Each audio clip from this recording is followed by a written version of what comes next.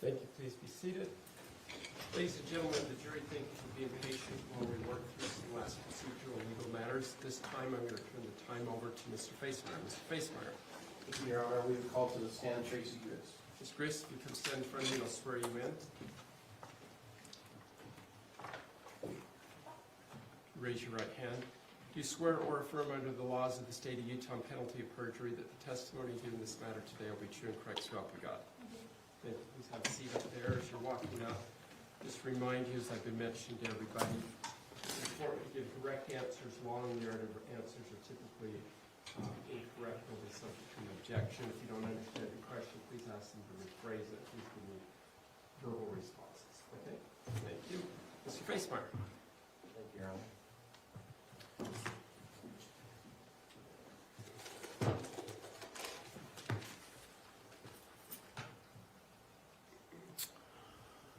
Tracey, could you please state your name for the record? Tracey Marie Grist. And can you spell your last name? Hold the mic a little closer to you, please. The whole base moves you. Tracey Marie Grist. Is that better? Yes, thank you. My glasses just broke. Oh, would you mind passing me my glasses as well, please? I apologize. You need some tape? I would be. Your Honor, I'd ask for a 5-minute break.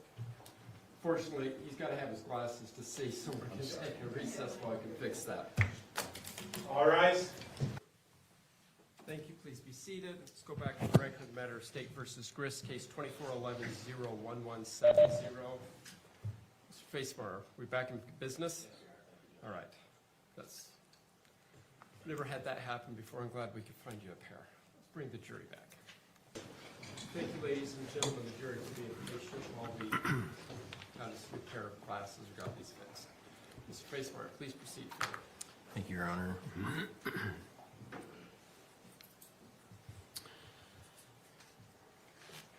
Tracey, you've heard the testimony of this trial, is that right? Yes. You've been here throughout all the proceedings, Yes. and you've heard the testimony of each and every witness. Yes. And in your trial, this is your opportunity, in your case, this is your opportunity to tell your story, isn't that right? Yes. Have you had your opportunity to say that to anyone but your attorney prior to that? No. So let's start then, Tracey, with June 20th, 2024. Do you remember that day? I do. And what happened on that day? My daughter, Kate Restelli, my daughter Kate, came to my home with her 2 little ones. They were 3 and 7 at the time. And she was going to stay with me for a week, 2 weeks, 3 weeks. It was not really clear exactly how long. And she was having marital struggles, and I offered her a safe space to think things through. Okay. This came as a surprise to you, didn't it? Yes. You didn't know that she was coming out to Utah before June 20th. No, I knew she was coming about probably 3 weeks she was really planning. Okay. So about 3 weeks-ish, maybe a little more. And so during those 3 weeks before June 20th, was there a plan formulated on how to get her to Utah? Yes. And what was that plan? She had put some things into a storage unit that my daughter, Tara Lynn, had secured. In that storage unit were 2 types of things. The first were things that she would need to come and stay with me for a couple of weeks. So favorite blankets, kids' favorite things, and clothing to wear while she was, and puddle jumpers, things that she would use for a couple weeks in the summer. The other type of thing she put in the storage unit were things that she perceived might be in physical jeopardy if she were to leave them at home with her husband. She was leaving Matt and coming to stay with me without telling him beforehand. Did you know that? I did know that. And so she had moved some stuff to the storage unit for things she was going to bring with her to Utah, and she had also moved some stuff to the storage unit that she was afraid might be damaged if she left. Yes, Were you aware that her leaving in the way she did could create volatility between her and Matt?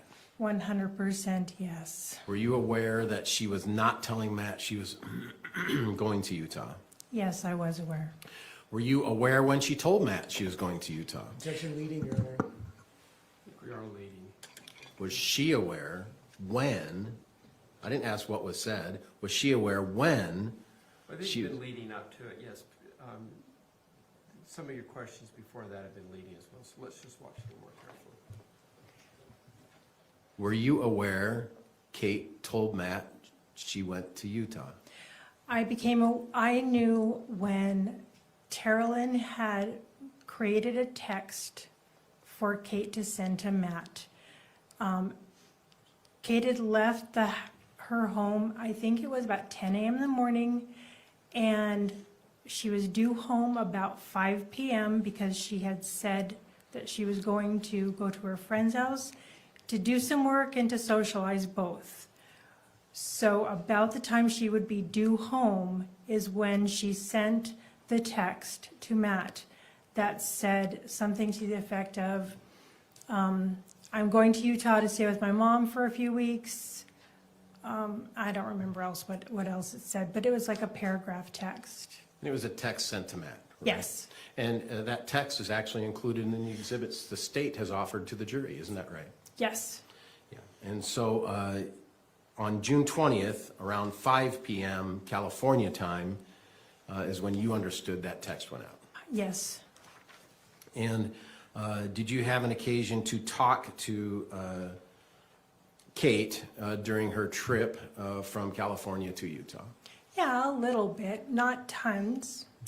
Did you have an opportunity to talk to Kate during the weeks before her leaving about her plans? Yes, because I had to, she didn't have a credit card to rent a car, and so I had to add her as an authorized user and then mail her the card so that she could rent a car to drive out safely to my house. Okay, so you had actually sent her a credit card. Yes, And how long after she received the credit card did she leave to come to Utah?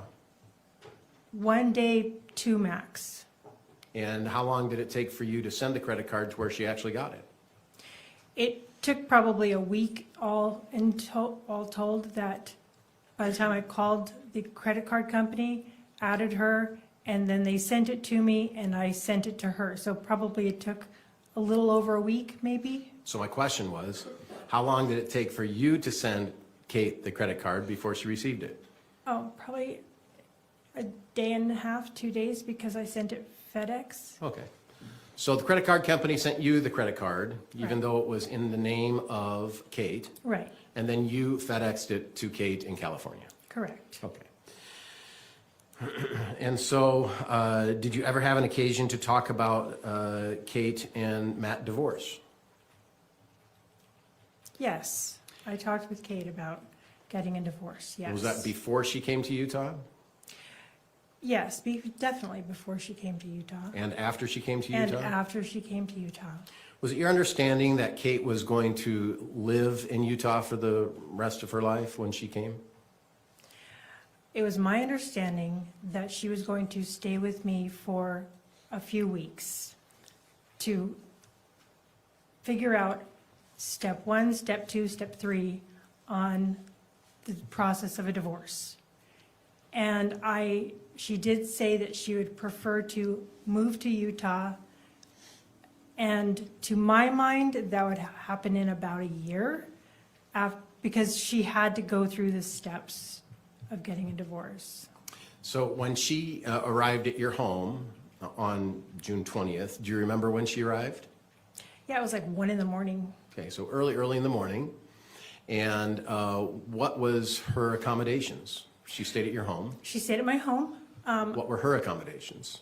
I gave her my bedroom. Her and Steele slept in my queen-size bed, and then I put a mattress on the floor for Cheyenne, who is 7, and I slept downstairs in the basement on a mattress, an air mattress on the ground, because it made more sense for Kate to have access to the bathtub and the larger bathroom for the kids' sake, and to be able to be comfortable for them to sleep.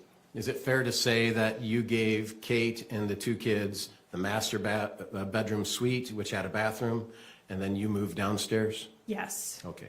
So that master bedroom had its own bathroom. Yeah. Upstairs, who lived upstairs?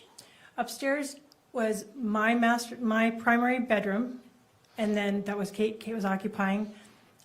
Kevin, a guest room that Kevin was still staying in, and because he had been with us for 2.5 years-ish. And then Rory's bedroom, Aurora, and then another bathroom for Aurora and Kevin to use. So upstairs, 3 bedrooms, Yes. 2 baths. Yes, Master bedroom had its own bath. yes, And then Kevin and Rory would share the hallway bathroom? correct, Okay. And you said you slept down in the basement. yes. And who slept downstairs? Jacob had a bedroom downstairs, and down the downstairs basement, there was a TV area with a couch and Xbox TV, and a place where we had a pool table, and then it was Jake's bedroom, and so I was sleeping next to the pool table. On an air mattress. Did you consider this to be a long-term arrangement? No, And when Kate got there at 1 in the morning, did she move her stuff upstairs and? yeah, she just unpacked her stuff and put it upstairs, and I bought the next day, I think I bought little plastic drawer things so that she could have the kids' clothes in there, so she could get it out of the little plastic drawer organizers instead of having them in a suitcase. Was there something else in your bedroom that you had to move? Oh, to make it safe for the children, I did have a gun safe underneath my bed that had a gun in it, as well as passports and birth certificates, immunization records, a little bit of cash. And I moved that from underneath the bed to a shelf in the garage. Actually, I asked Kevin to move it because I wanted it especially high so that it would be out of reach. Because even though it had a code on it, it worried me. So this is a safe, is that right? This safe, it's about this big, so Maybe It like- a foot and a half by 5 inches high? the safe was about the size of a legal pad, but it was only about that deep. It was only a couple inches deep, so it Okay. was, And it had a keypad on it, yes, and that keypad had to have a code. yes, You've heard the testimony of Tim today. yes, Tim has advised he accessed the gun safe. yes. Are you surprised by that testimony today? No. Why not? The only person that didn't have access to the gun safe was Rory, my daughter Aurora. She, 18, 19 years old. I was just being cautious. Did Kevin have access to the gun safe? Yes, he did. What was in the gun safe besides a gun? Well, I guess you've testified. Yeah, If you could remind me, I'm sorry. Passports, some cash, birth certificates, immunization records, and some social security cards. I think there were some divorce papers in there as well. From your divorce? Yes,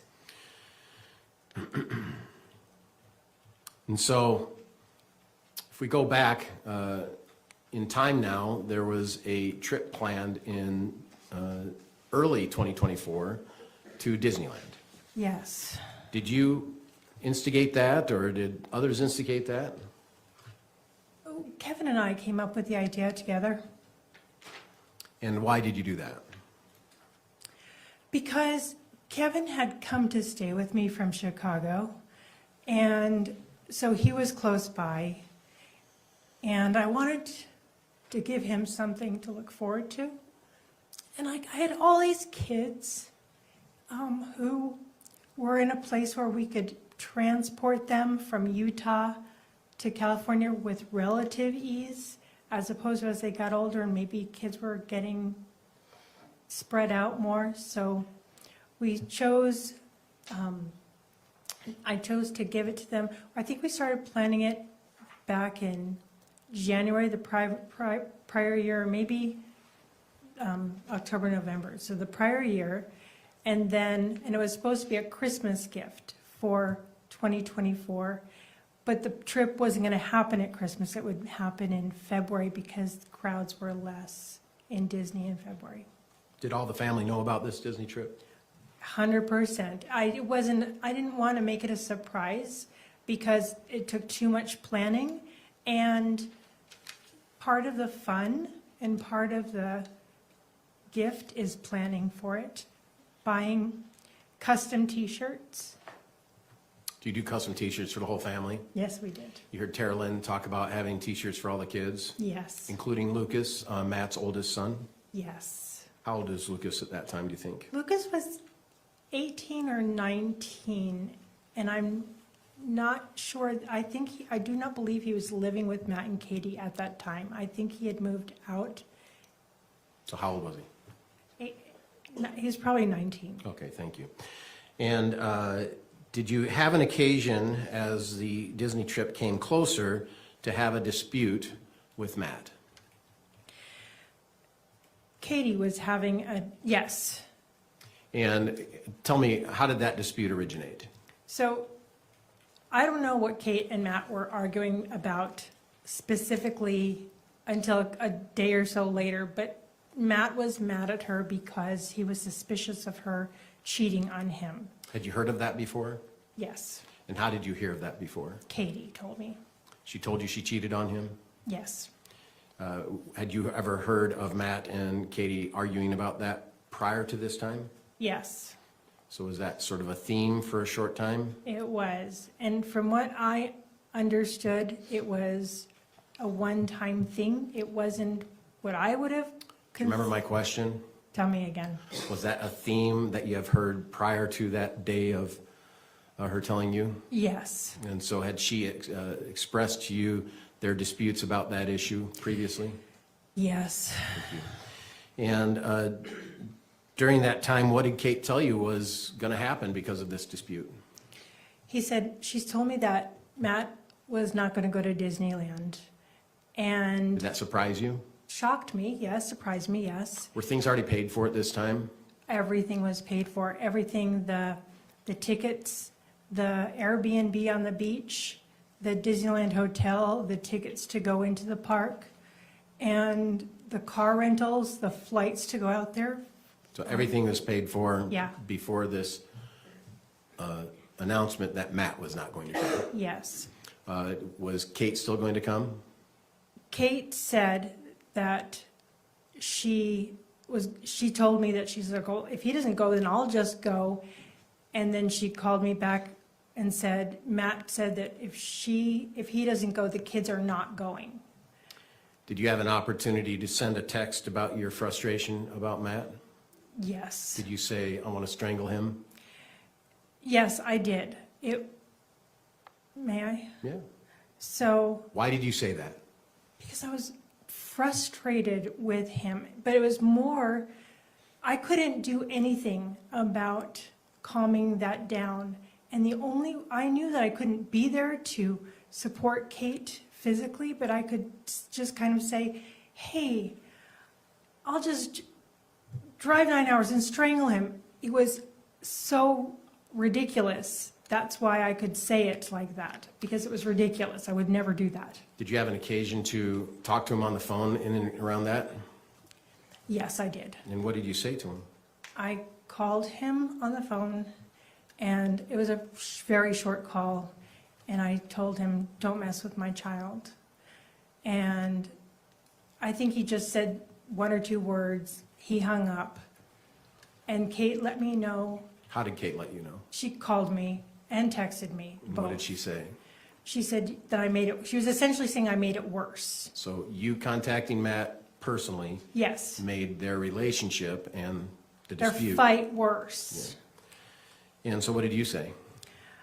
Do you remember? I said, do you want me to call? I can call him and backpedal. I told her I was frustrated, and wasn't like any kind of, she told me that he perceived it as a threat, and I said, that's ridiculous. Wasn't a threat. I'm just frustrated and didn't know what to say. Okay. Did you have an occasion to go out to California after the Disney trip? Yes, I did. Okay. At the Disney trip, it all ended up just fine, didn't It it? was great. Matt was fantastic. Matt, Katie, and the kids and I had a couple meals alone together. Matt and I, I'm sorry. How was the trip? great. Everyone participated Everyone was there, except for Lucas, except for Lucas, even though he had a shirt. even though he was invited and had a shirt, yeah. Okay. And, sorry, one moment.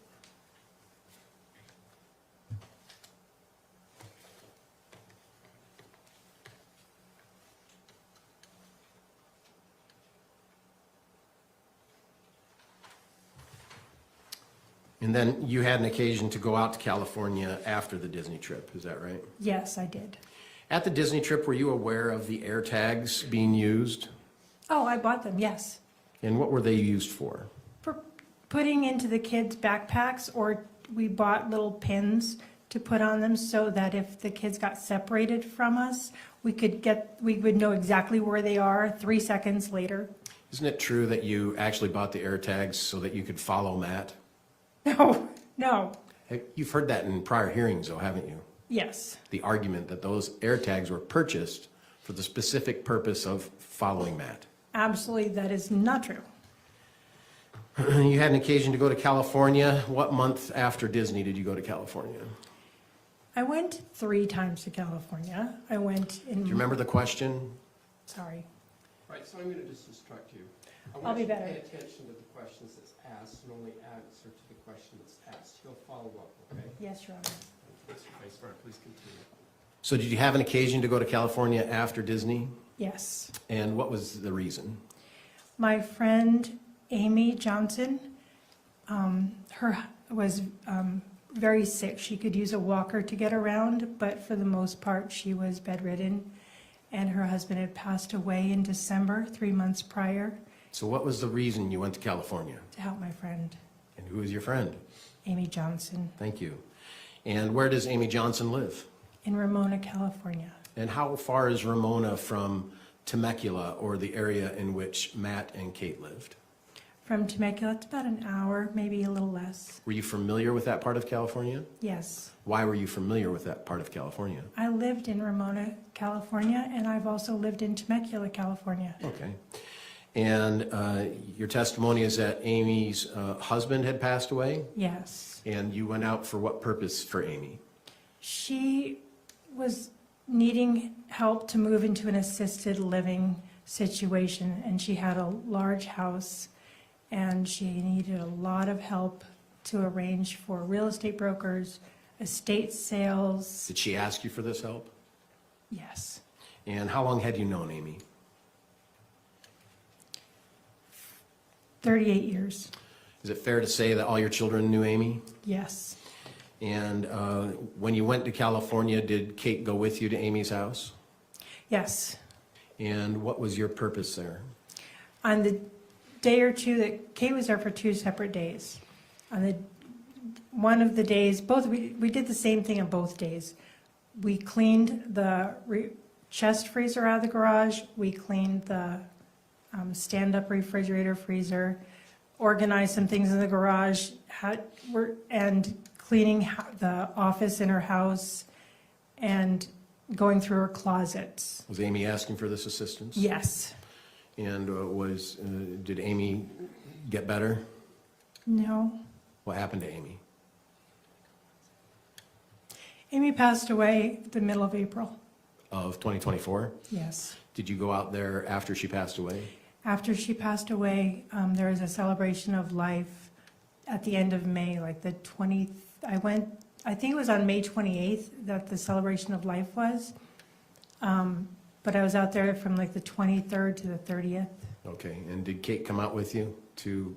Yeah, she came out to the Pomona or Ramona? Ramona, and she came out to the celebration of life with me. Did you visit Amy's house? Yes. And what did you do then?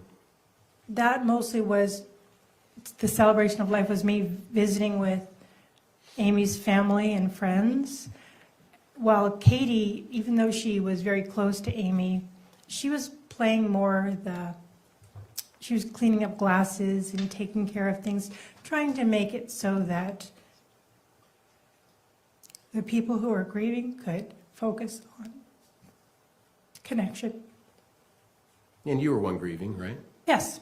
And I would imagine Amy was one grieving. Amy? It was her, not Amy, I'm No. sorry. Kate was grieving, Yes. Kate's friend. And did you have an occasion during that trip to go to Kate and Matt's house? I did. And did you get in a tiff with Matt during that time? I did. Did you spend the night at their home, or did you stay at some other place during that trip? I stayed the night at her home several nights. And what was the tiff about? It was the end of May, and I asked Matt if Kate could come out and stay with me for a week or so when the kids got out of school. And he said no. And so and we were alone in the kitchen. And I said, please, I said, it won't, I'll pay for their gas. I'll rent the car for them to get there. I will give them spending money. And he said, no. He got mad at me, and he was really irritated that I pressed the issue. And he said that Katie needs to stay and work and she didn't have a job, but he was saying that his implication was that she should get a job. Was Matt working at that time, did you know? No, he wasn't working at Was that Kate- time that I know. Was Kate working at that time, did you know? No, Okay, so neither were working. no.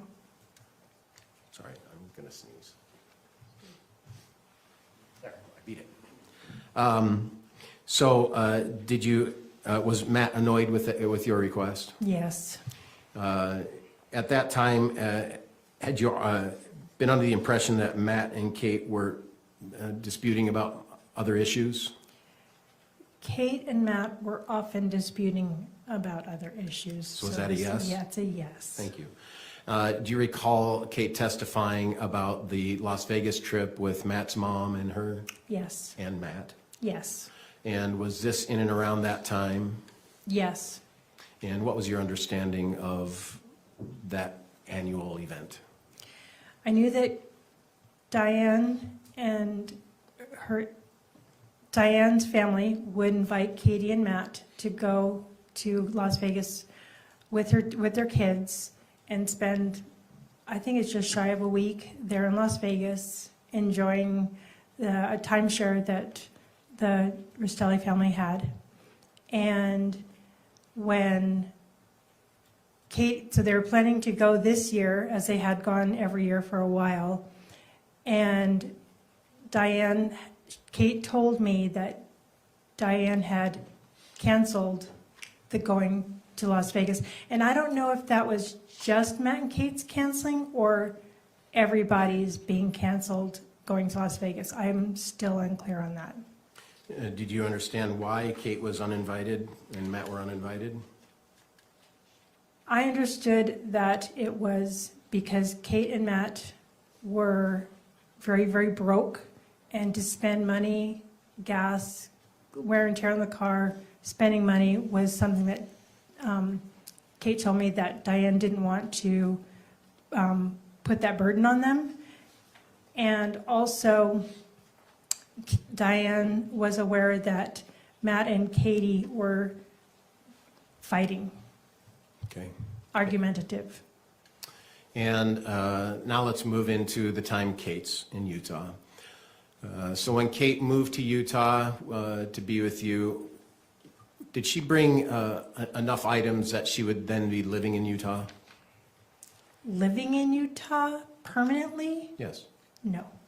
So was it your understanding at one point in time she would have to go to California to get other stuff? 100% yes. And on or about, well, during that time she was living there, was Kate acting as if Matt was demonstrating a desire to reestablish or to improve the relationship. Yes, Kate told me that Matt was trying to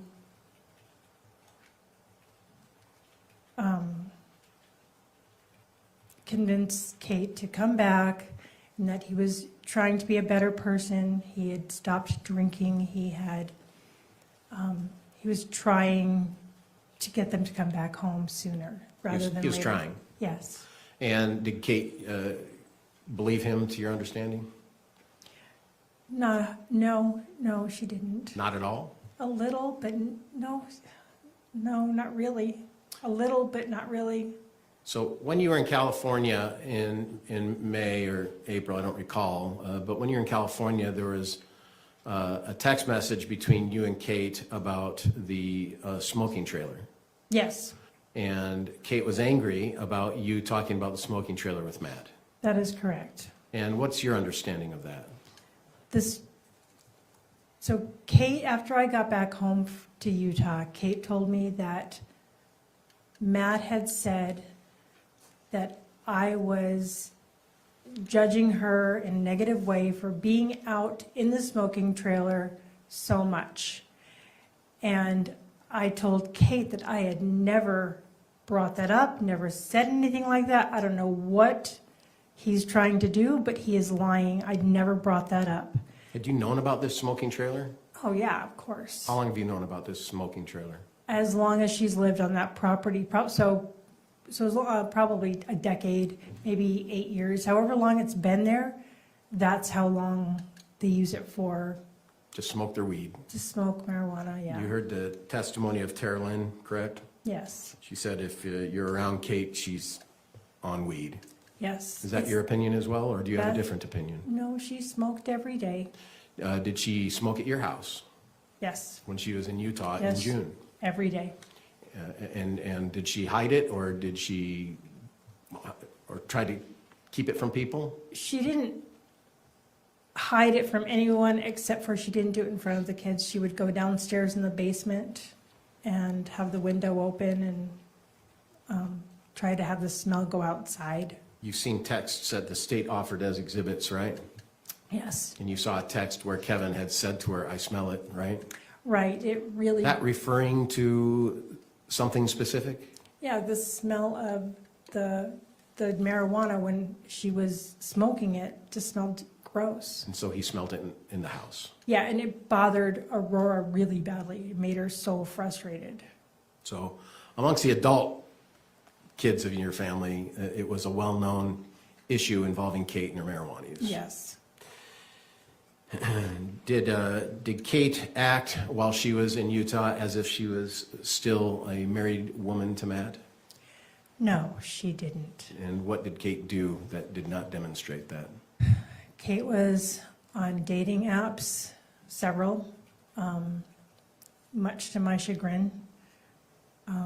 She would ask if I would watch the kids a couple of times so she could go on a date. Would she ask the other siblings to watch the kids during these times? She asked Kevin. Yeah. I don't know if she asked Aurora or not, but Had she been on these apps previous to coming to Utah? yeah, it didn't seem like it was new. Okay. You're not sure, but it didn't seem like it was new. Yes, And she actually went out on dates. yes. Did she talk to you about what happened on these dates? No, would not enjoy that conversation. Okay.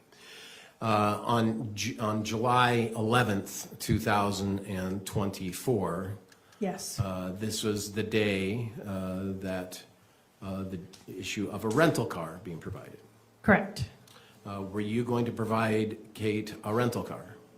No, Do you recall seeing texts that talk about you providing Kate a rental car? I remember seeing texts. What do you recall of that situation? Matt wanted Kate to rent a car, and at that time, we were trying to let her be able to stay and postpone her going back to California by maybe a week or so more. And I knew,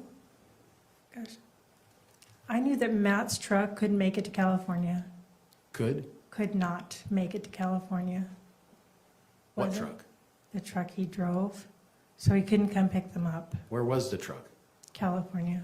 So you said the truck couldn't make it to California. So the car rental, if Kate stayed in California, Kate stayed in Utah, Matt and Kate would be separate for another week or so if she couldn't rent a car. I knew she could rent a car. You knew what? I knew she could rent a car. But Because she had a credit card. yes. Matt was unaware of this credit card. We were just wanting to extend her time so she could make a plan. And did she ever make a plan? I know that she spoke to at least one attorney. So the day before Matt was killed, she spoke to an attorney. Yeah, So is it your understanding at that time she's delving into what it's going to take to get a divorce? yes. And at that time, was there some idea of killing Matt? No. Well, you had said it in February to strangle him. Wasn't that part of the plan? No. Well, you had said it in April or May. Leading, argumentative. Let's rephrase our questions. In April or May, did you say you would just drive to kill him? I said I would drive and strangle him, drive 10 hours and strangle him. And I said about when he lied, trying to make Kate mad at me, I said I'm going to kill him. And that was a harmless expression of my frustration. So on July 11th, when Kate had spoken to the lawyer, did she advise you of that conversation? Ask again, please. On July 11th, when Kate had spoken to that lawyer, had she advised you of that conversation? She sent me the conversation with her attorney and the attorney she was consulting, but Was that a yes? yes. Thank you. Did you listen to what she sent you? Not, if I did, I listened to maybe 2 minutes of it because I was too busy. And I believe the recording was more for her purposes than she can just tell me and give me the shorthand of what was said. You've heard the conversation as an exhibit here in court, is that right? Ask me. Between the lawyer and Kate? Yes, Okay. And is that, to your recollection, the recording that was sent to you? yes, And that was July 11th, right? yes, And there was some conversation in and around that time, on that day, about the rental car, is that correct? yes. And did you come up with a plan about Kate not being able to drive the car?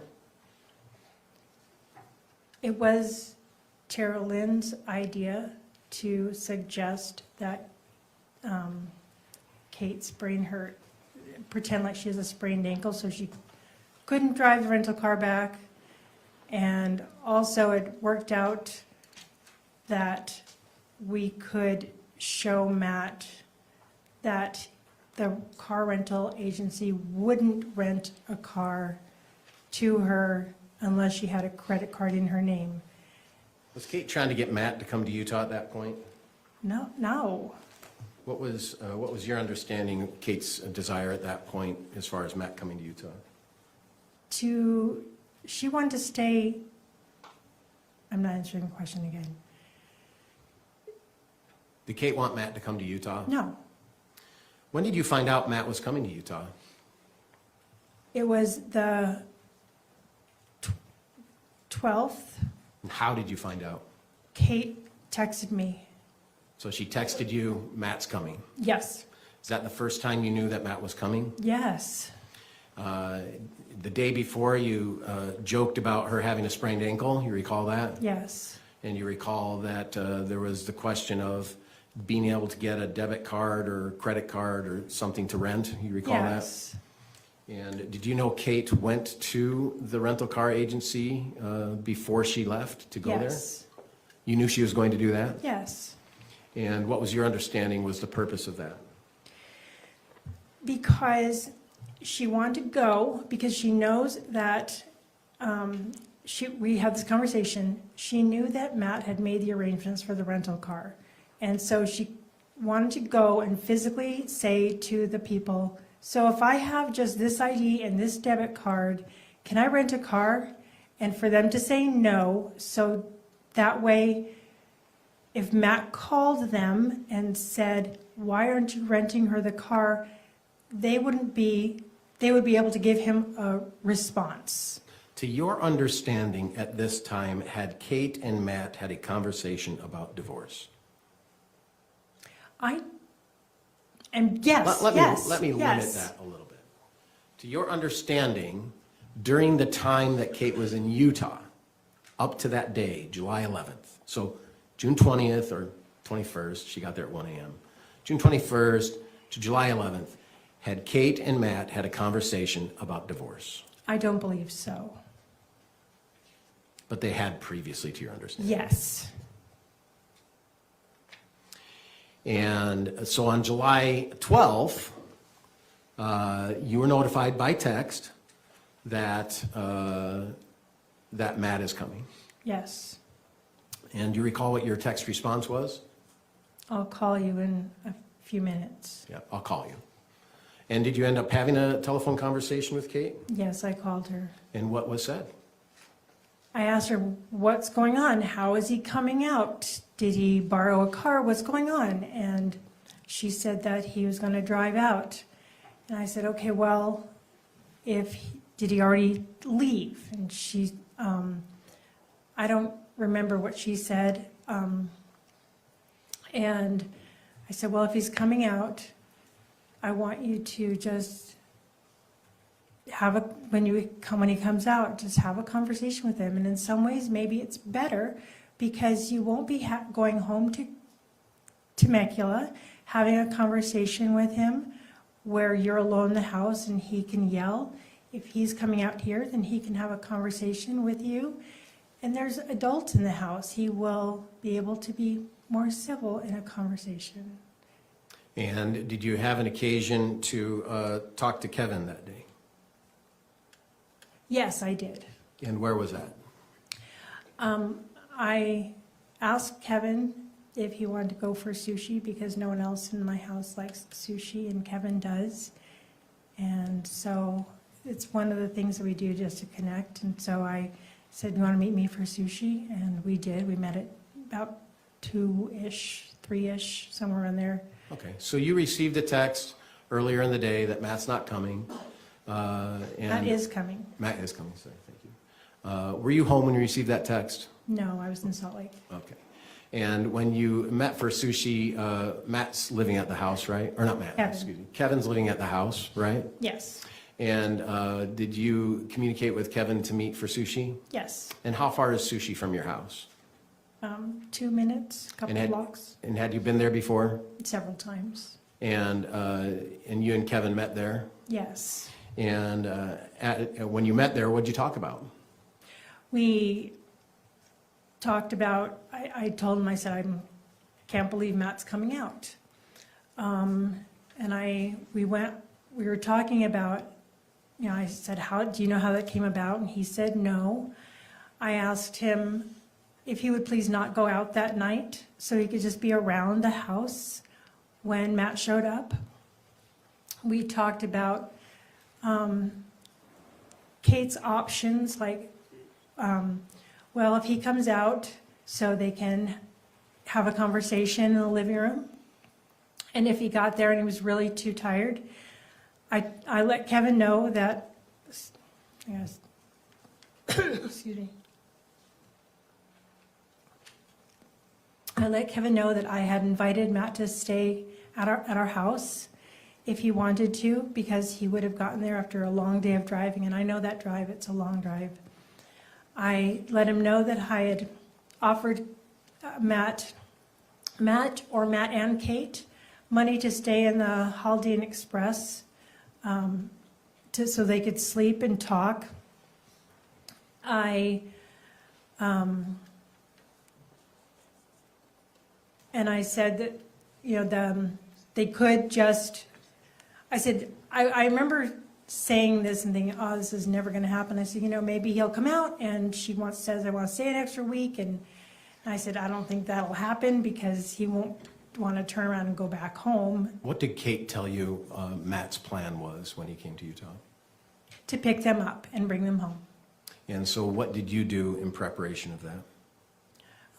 I cleaned my house because it was a disaster. So after sushi, you went home Yeah. and you cleaned your house. Yeah, I did laundry. I did Kate's laundry because she can't go home with dirty clothes. So I did Kate's laundry, normal putting away laundry. So at the time, you've been in Salt Lake, right? Yeah. You come home and you start cleaning the house. Yeah. Living at the house is Cheyenne, Steele, Kate, Kevin, Aurora, Me. and you. Is the house well kept when you get there? No. Was it sort of common for it not to be like that when you got home? Well, yes, because I had company, and company is messy. And so how did you prepare or clean the house? Well, Matt was coming, and I wanted it to look nice when he came. So what'd you do? I did the dishes. I vacuumed the house, which is a big house. It's like 3,200 square feet. I knew that Kate they would be carrying the suitcases and blankets and things out to the truck if Kate left, which that's why I thought she was he was coming out to pick her up, so Kate was going to leave. And so I have a screen door that hangs from the door frame. You've seen the picture as an exhibit. Yes. It's a screen door with magnets in the middle. Yeah. And so how do you get through that screen door? You have to part it like a curtain, but it's kind of stiff and you have to kind of duck. And so I just took it down so that A, the screen didn't get damaged, and B, if they're carrying kids, blankets, and suitcases in and out, it would make it very much a hindrance to go through the screen. And Did you take the screen down to make it easier for Matt to get in the house? in the house, no. We went in the house all the time. It's just getting in the house. It's more carrying the items. How hard is it to take down that screen? It's nothing. It's Velcroed on. It takes 3 seconds. And what else did you do to get the house clean? Well, when I was taking the screen off, I also noticed that there's sidewalk chalk all over the patio, the front porch, and I hosed it off I wanted to make it look nice. So who did the chalk? The kids put sidewalk chalk, so I hosed it off, watered my tomato plants, squirted off the chairs from dust and spiders.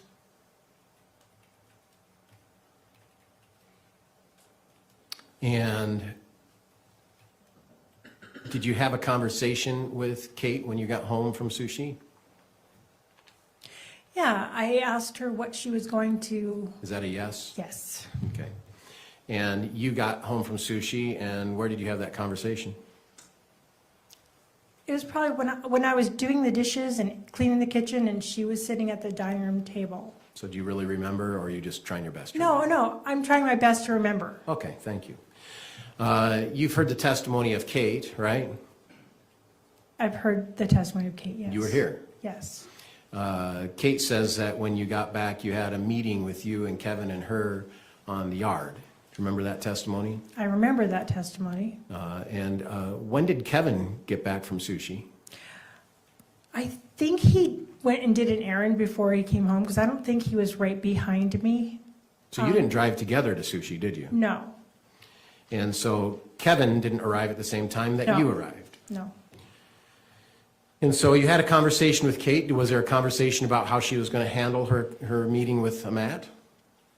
Yeah, she was just going to talk to him and see how things were going, and hopefully that they would be peaceful. And I told her in that conversation, I had said, don't rile him up on the drive.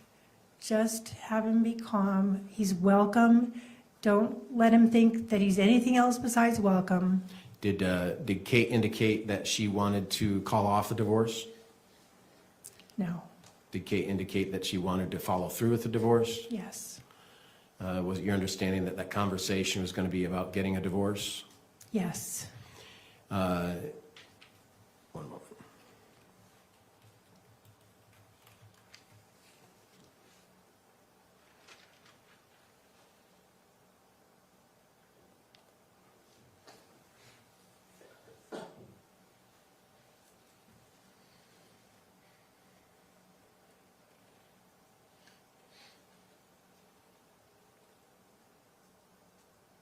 Did Kate help you clean the house? Yeah, she picked up toys, yes. Where were the kids? Running around the house, playing, just What time on their is this? iPads. Well, probably about 4-ish because we went to sushi at 3, and so maybe it took us an hour to get back. And so between 4 and say 6 or So it's not bedtime for the kids? No, not yet. And what time do the kids usually go to bed? 8:30-ish. You've heard telephone conversations between Kate and Kevin on that day, haven't you? Kate and Kevin. I'm sorry, Kate and Matt on July 12th. Yes, Those are telephone conversations when Matt was getting ready to leave from California, and then while he was on the road, excuse me, to Utah. yes. And did Kate tell you about those conversations? No. What did you understand was their communication during that day? I thought that she was surprised that Matt was coming out. I heard on those phone calls that, Like, just to clarify, surprised that he's coming out and immediately arriving, or what do you mean by that? I didn't think he was able to come to Utah. Well, you said you thought she was surprised he was coming out. Oh, Did you think Kate was surprised Matt was coming out? I think she was because he didn't have a reliable vehicle. Yeah, I perceived her to be surprised, like he's coming out. Oh my gosh, he's coming out. Was it your understanding that she was trying to delay him from coming out or have him not come out at all? Yes, Because you had talked about the rental car, yes, because you had talked about spraining an ankle so she couldn't drive. yes, And so this plan was to just have her stay in Utah and Matt not come out to Utah. yes, And when you, on these telephone conversations, you heard telephone conversations before Matt even left Utah, right? Yes. I'm sorry, I said that wrong. California. Before Matt even left California, Yes, he was talking about, I have to whack the starter with a tool to get it to work on the truck. You remember that conversation? I do. You remember the conversations while he's on the road coming to Utah, is that right? I do. When's the first time you ever heard those telephone conversations? Here in court. And I read them on transcripts that you gave me. Isn't it true that the first time you heard those was at the hearing May 20th and May 22nd of 2025? Yes, And that was at a preliminary hearing, correct? yes, Where witnesses were taking the stand, correct? Objection, Your Honor, he's leading. Did witnesses take the stand at the preliminary hearing? yes, And did you hear what they said? yes, Did you hear any telephone conversations during that preliminary hearing? yes, Did you hear telephone conversations between Matt and Kate during that preliminary hearing yes, on May 20th and May 22nd, 2025? yes. And is that the first time you had heard or read anything about those telephone conversations? Yes. Were you surprised? You could have knocked me over with a feather. I was shocked. Why? Because that's not what she said to me. That's not what she represented. Not what Kate represented to me in any way, shape, or form. What was she representing to you? That she was more surprised that Matt was coming. What did she represent to you was the relationship between them at that time? Sounded pretty lovey-dovey on the telephone calls. That was surprising to me. I couldn't believe it. It was like it was two different people. You were aware that she had been on dates while in Utah during this time, Yes, yet there were lovey-dovey calls between her and Matt at that time. yes, and that's not the same thing as keeping him calm. Do you recall making searches on your internet? Lots of searches for whatever's in my head. Do Do you recall searching the Adelson case? Yes. And how do you know about that case? It was on, it was a popular true crime story, and there was no movies out. And you searched it? Well, I would listen to the Is podcast. that a yes? Yes. Okay. And you listened to a podcast about it? Yeah, I'd listen to the podcast, and then I would go down a rabbit hole and look at things, look at a picture of a person that's being talked about. So is this a hobby of yours? Yeah. True crime? Yes. Is it a hobby of Tara Lynn's? Yes. I mean, you heard Tara Lynn testify to that, haven't I you? know. Yes.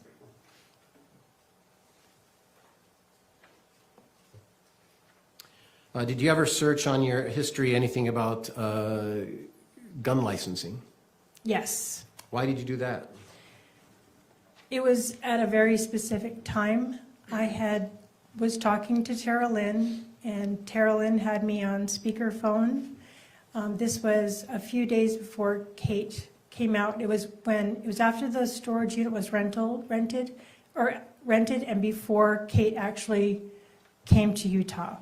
And Tara Lynn was talking to me about Kate coming out, and her husband, David, was in the background on the speakerphone call and said, well, what's your mom going to do if, or maybe she even said, what are you going to do?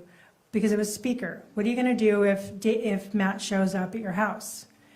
And because David is the one who was so encouraging for me to have a gun in the house, I was almost flippant about it and said, well, I've got a gun, I can protect myself, because that's what he advocated, is having a gun for protection. David, Yes. Tara Lynn's husband? Yes. And did you search gun issues on Yeah. your internet? Because then his follow-up question was, did you register the gun? And I remember when I bought it from my friend, I asked him, I said, is there anything I need to do to file paperwork for this purchase? And he said, no, you don't have to. But then in that moment, when I was talking to Tara Lynn and Dave was saying, did you register it? I went and researched the law, because I didn't know what the law was, and if I might have missed a huge step, and it came up during conversation, so I looked it up. That was before Matt even came out, isn't it? Yeah. Do you remember searching American Fork Cemetery and Alpine Cemetery on June 27th? Yes. Was that in preparation for the death of Matt? No, that was in preparation for a hike that I wanted to take Cheyenne and Steele on. May I? Yeah. Why did you search Alpine Cemetery and American Fork Cemetery? Because one of those cemeteries has a lookout point where there's a plaque that has a brass picture of the mountain range, and it labels the tops of the mountains.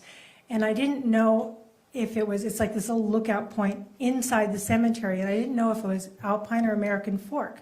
So I looked it up, and turns out it's Alpine, and you just go into the cemetery, and you drive up this little road, and it's a spot that you can enjoy the view and see the labeled mountains, and I thought that Cheyenne might enjoy that.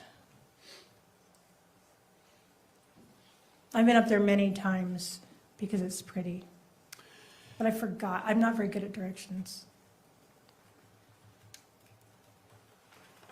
What was your understanding of the items in the front room, the toys and things? Were those moved from the front room? Yes. Why? There's 2 laundry baskets in the front room by the fireplace, and I put them into the office, which is just inside the front door. I put them in the office so that when Matt came in, he would be able to have a conversation with Kate and not be frustrated and say, why aren't you all packed and ready to go? Why isn't all this stuff ready to be here? And so I'd moved them into the office, but I already told Kate that all you have to do is take and slide them into a lawn and leaf bag, tie it up, and you can have the laundry baskets. So you had bought the laundry baskets? Yeah. And you talked about these drawer things up in the bedroom? Yeah, they're like Sterilite brand 3-drawer things that I thought it would be easier for her to work with for the week or 2 weeks or 3 weeks that she was there at my house. Did you think it was possible Kate was going to go with Matt back to California? Yes.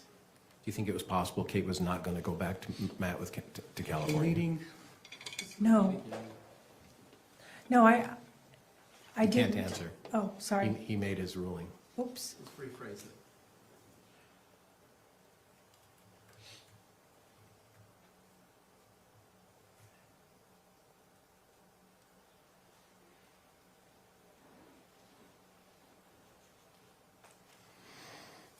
Did you know Kevin used cocaine? No. Did you know Kevin was depressed? I knew he had a bout of suicidal ideation 1.5 years before. What was your understanding of that? He just told me that he was contemplating suicide, and so I got him some counseling. Did you get him counseling? I got him counseling, and he went on a prescription. And do you know what precipitated his depression and suicidal ideation? Yeah, it was he was engaged to be married, and she broke up with him, and he was just heartbroken. And when he was engaged to be married, where did he live? He lived in Chicago. And while he lived in Chicago, did he prepare for a wedding? To your understanding? Yeah, he was. They were in the process of starting to prepare for a wedding. So it was very serious. Yes, it was. This wasn't just. No, it was a ring. It was real. Okay. And when that relationship terminated between him and his girlfriend, was it amicable? Was it kind? And I think we just don't fit. Is that your understanding? It was my understanding that it was amicable. However, she was the one ending it, and so he was calling her a lot. And Did that cause problems? for her, yeah, Did that cause problems for him? it caused problems because when he didn't stop, he'd only been in Utah probably a couple weeks when he was served with protective order papers because she wanted him to stop calling, texting, reaching out by any other social media means. And so her dad was an attorney, was able to help her with that. And did Kevin indicate to you that that made him sadder, that he has Yeah. a protective order? Yes. And how long after that did you get him involved in some therapeutic help? Immediately, within a day. So when he got here, I didn't get him any help because I just thought he was licking his wounds and being, just. Broken heart? Yeah, brokenhearted. It was months after that, maybe 6 months, because he was with us for 2.5 years.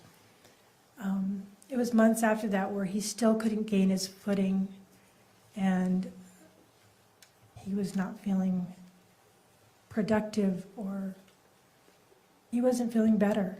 It got worse. So on July 12th at around 10 o'clock, Matt came to the house. Is that right?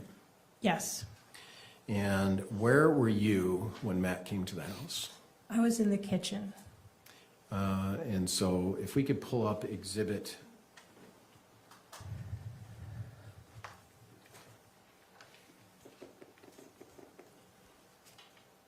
It's going to take me a second.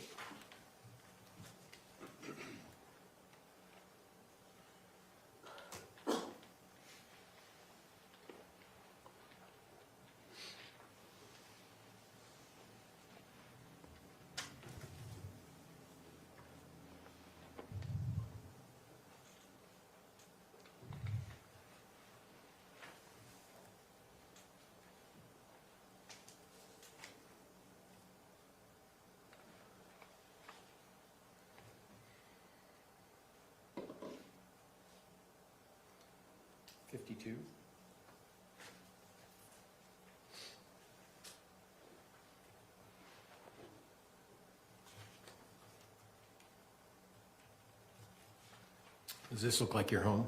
Yes. And where were you when Matt arrived, according to this picture?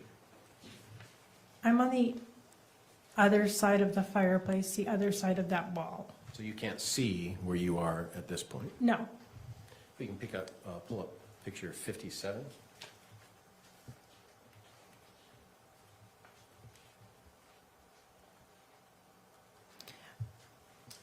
Where are you in this picture when Matt arrived? I was sitting on the corner of the counter.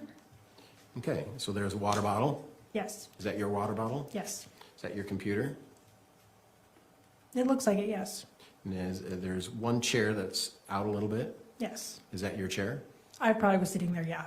Were you sitting there when Matt came into the home? I was sitting on the other side of the counter. So does this picture show where you were sitting? Yes. Okay. Do we have the pointer thing? It's the states when it's working. It's the taxpayers, Your Honor. That's true. It's yours.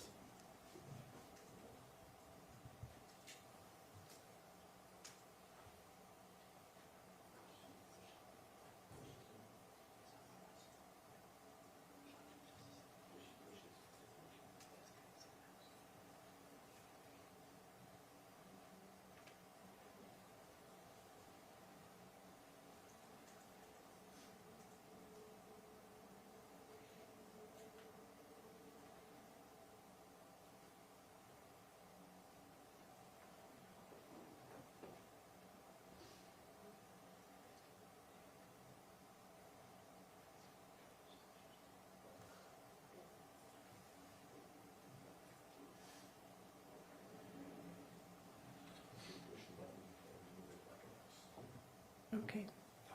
Top button. So if you can push the top button of that pointer and please put that red dot where you were sitting when you first saw Matt. When I first saw Matt, I was right there. Right about there. So were you sitting on the gray covered chair? No, I had been sitting there earlier, but I was sitting, And where were your feet? hanging down in front of between the oven and the sink. Okay. So you were actually facing toward the oven? Yes. Okay. Did you hear Matt come in? No. Did you see Matt? I saw Matt. I didn't hear him come in at all. Did you I saw him. hear Matt? No. Okay. Sorry. Thank you.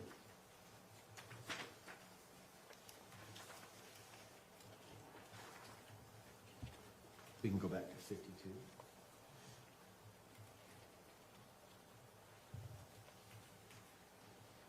Can you use the pointer on where Matt was standing when you first saw him?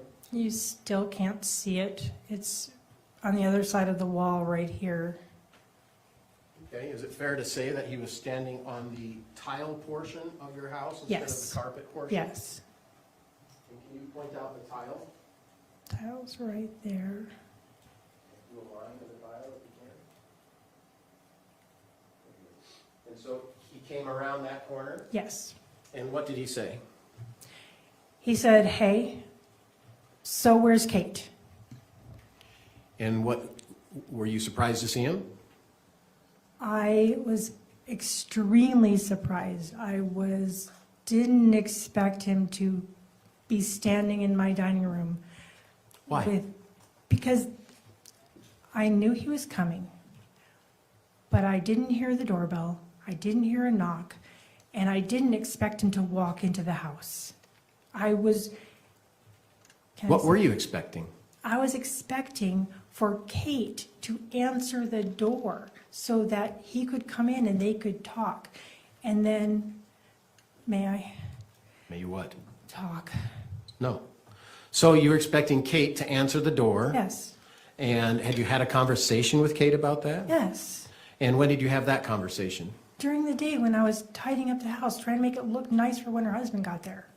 And what was your understanding of what Kate was going to do? Kate was going to talk with him, knowing that Kevin was probably in his bedroom upstairs, which the stairwell goes up. Do you remember the question? Sorry. Question was, what was your understanding what Kate was going to do? Talk to Matt.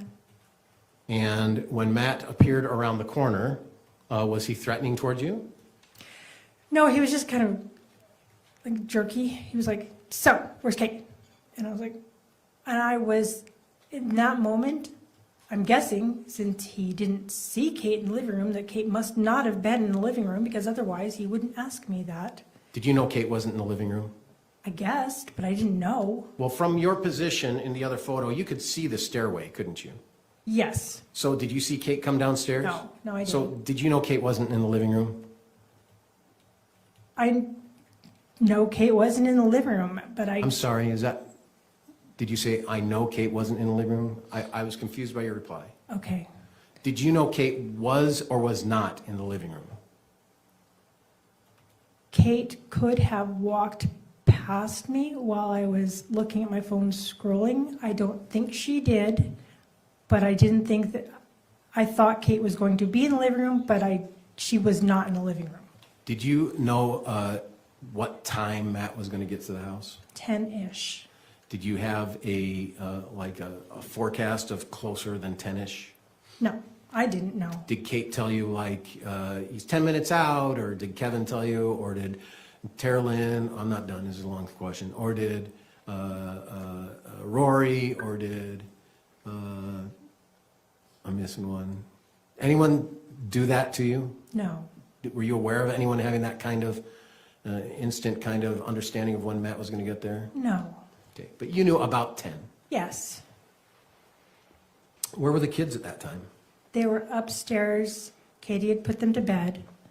And since she had put them to bed an hour or so before, I assumed they were asleep. Did you have a conversation with Kate after she put the kids to bed? Yeah, probably in passing. Just, are you okay? How are you feeling? Where was that conversation? Downstairs on the main floor. Okay, so was she downstairs and upstairs? She is going to, yes. Thank you.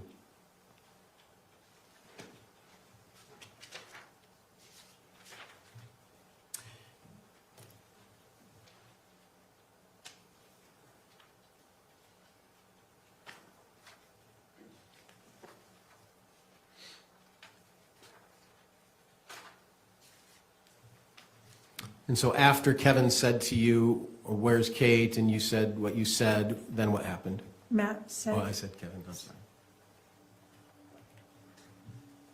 After Matt said to you, where's Kate, and you said what you said, then what happened? What I replied was that she's upstairs and I'll have her come down. And then what happened? Then I glanced over to look at the stairs to see if she was on her way down. And then what happened? And then Matt turned the corner and went back into the living room. So he went back on this ruggy area, Yes. and then what happened? Within a few moments, I heard gunfire. And then what happened? Then I went through the kitchen onto the other side. You can't see it on this picture, but I went going to the foot of the stairs, because the stairs are on the other, you still can't see them. I went to the foot of the stairs, and that's where I saw Matt laying down where he had fallen down. And I saw Kevin, and I said, Kevin, what happened? What happened? What did Kevin say? He said he had a knife. Did he say anything else? He said he had a knife. And I said, are you okay? Where's Kate? He said, I'm okay. And so I then went upstairs. Thank you. If Sorry. you can pull up Exhibit 44.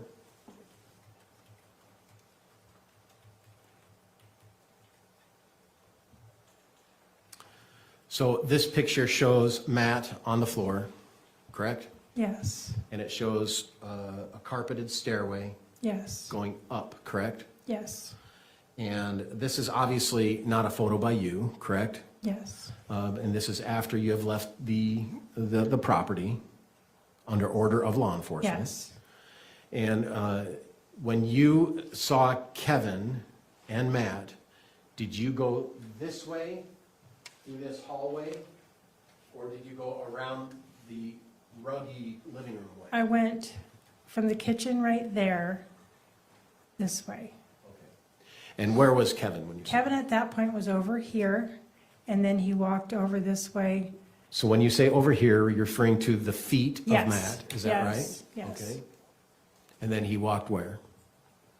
Then he stayed, he was there, Where you're showing? yes, because right, Okay, but, towards his feet.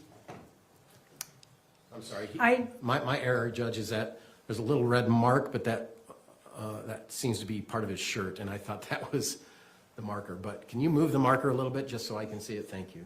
So if you can put the marker where Kevin was again. so he was here and Thank you. here. Okay.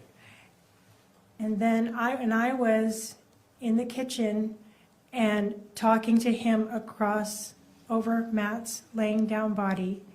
And then I went upstairs, and the stairs aren't straight up. There's like 7 stairs of landing and then 7 stairs jigging back the other way. And what did you do at that point?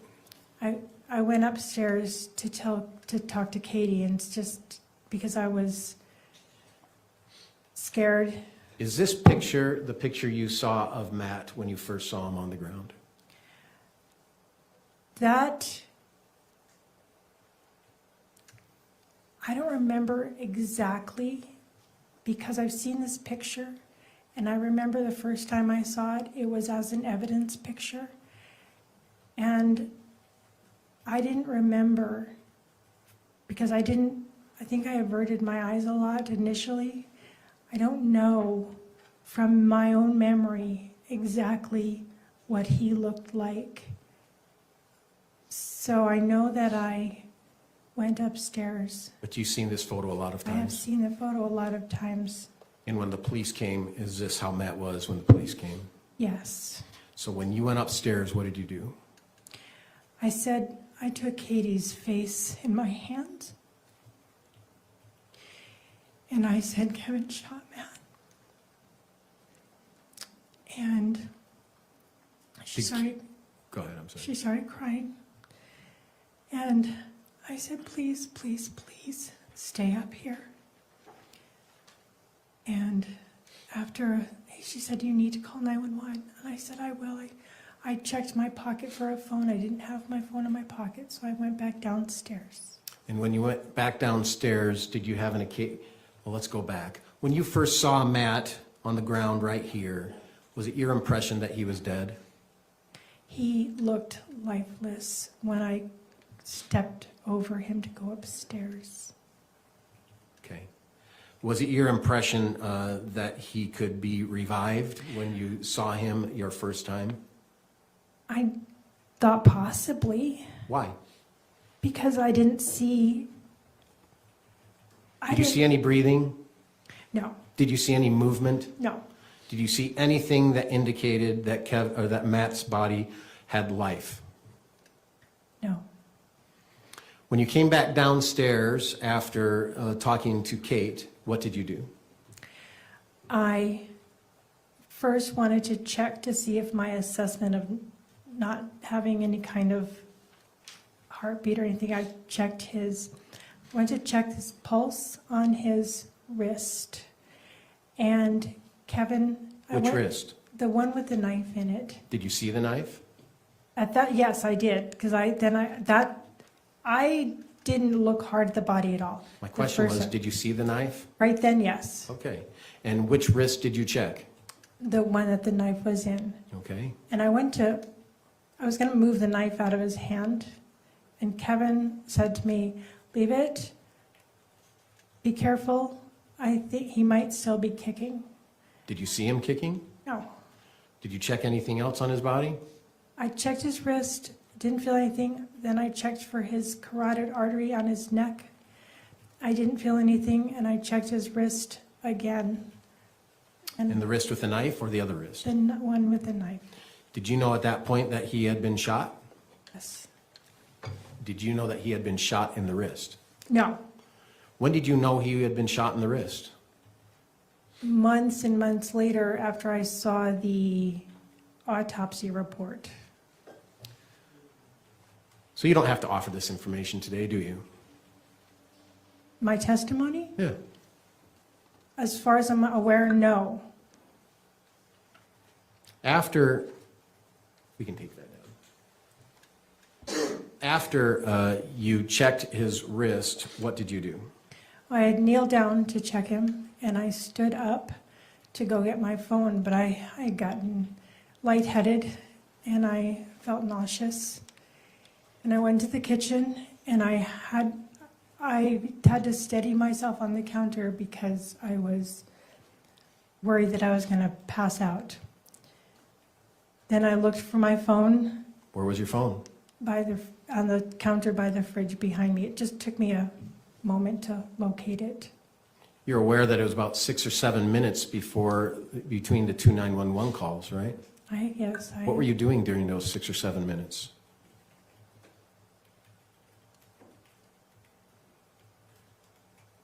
Operating slowly because on the fight, flight, or freeze spectrum, I freeze.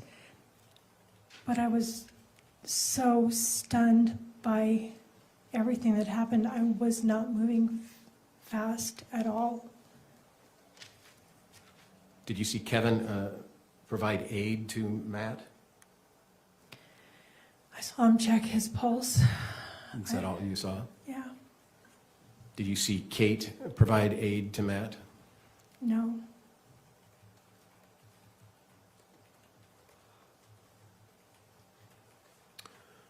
How long after you called 911 did police get there? I was on the phone with 911 until police got there by their instructions, and so How long after you called 911 did the police get there? 5 minutes, 6 minutes.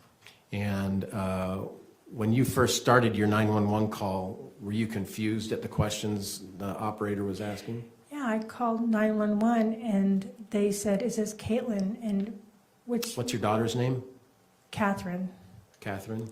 And so I was just really confused by that because, Did you know that Caitlin, your neighbor, had called 911?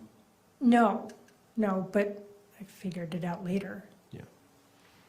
But you were confused. They asked you if you were Caitlin? Yes. You informed them what? I said, "No, and I gave them my name, and then they started asking questions, and I answered them to the best of my ability. Do you recall when the police had you leave the property, Yes, from the inside of the home? yes. Do you recall, did you have any conversations with Kevin before the police got there about the knife or Matt or anything of that nature?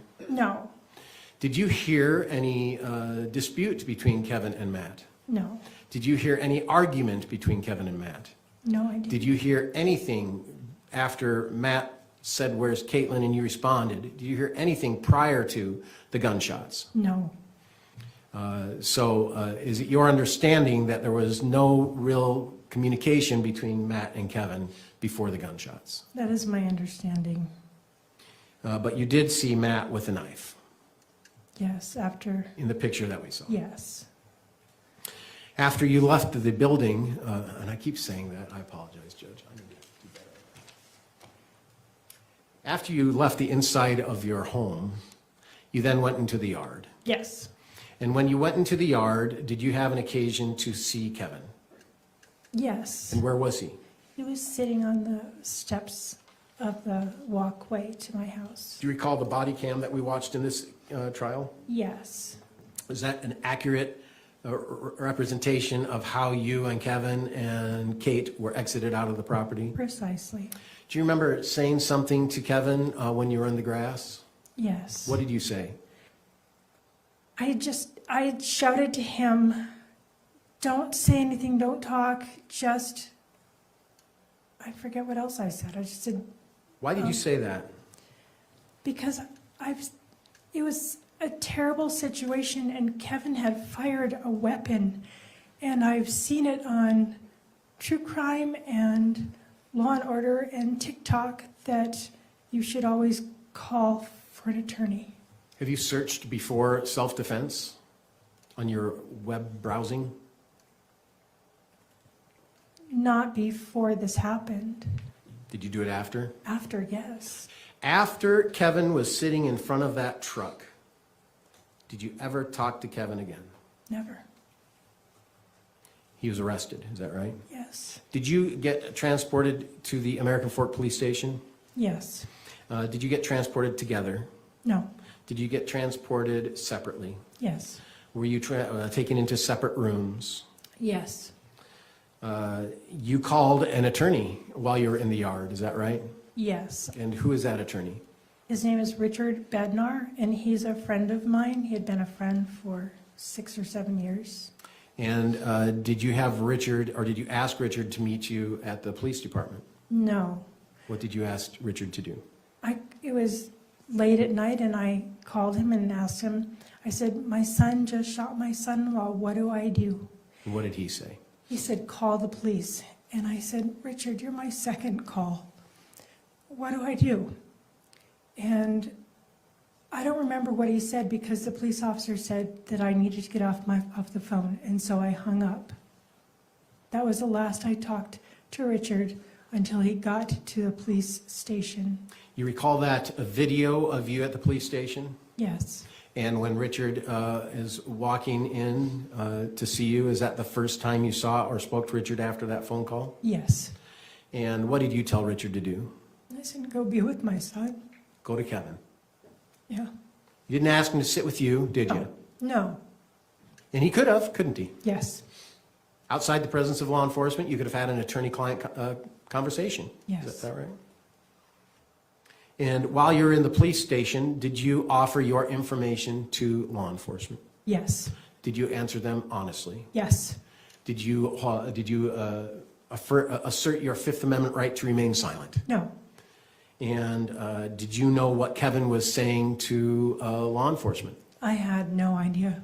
Did you know whether Kevin was assisting law enforcement? I didn't know what Kevin was saying. Did Kevin ever use the word self-defense when you were in the house together? No.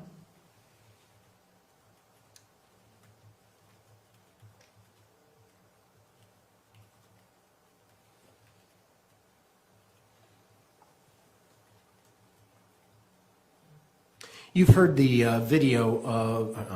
you've heard the audio of Kevin and Tara Lynn that's been provided as an exhibit. Is that correct? Yes.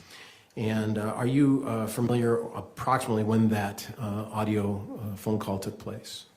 Right after Kevin was convicted of murder. Okay, thank you. So it was after his trial. Yes.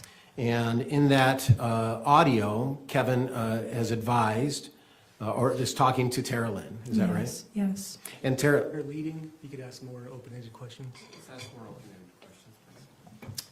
where does Tara Lynn live?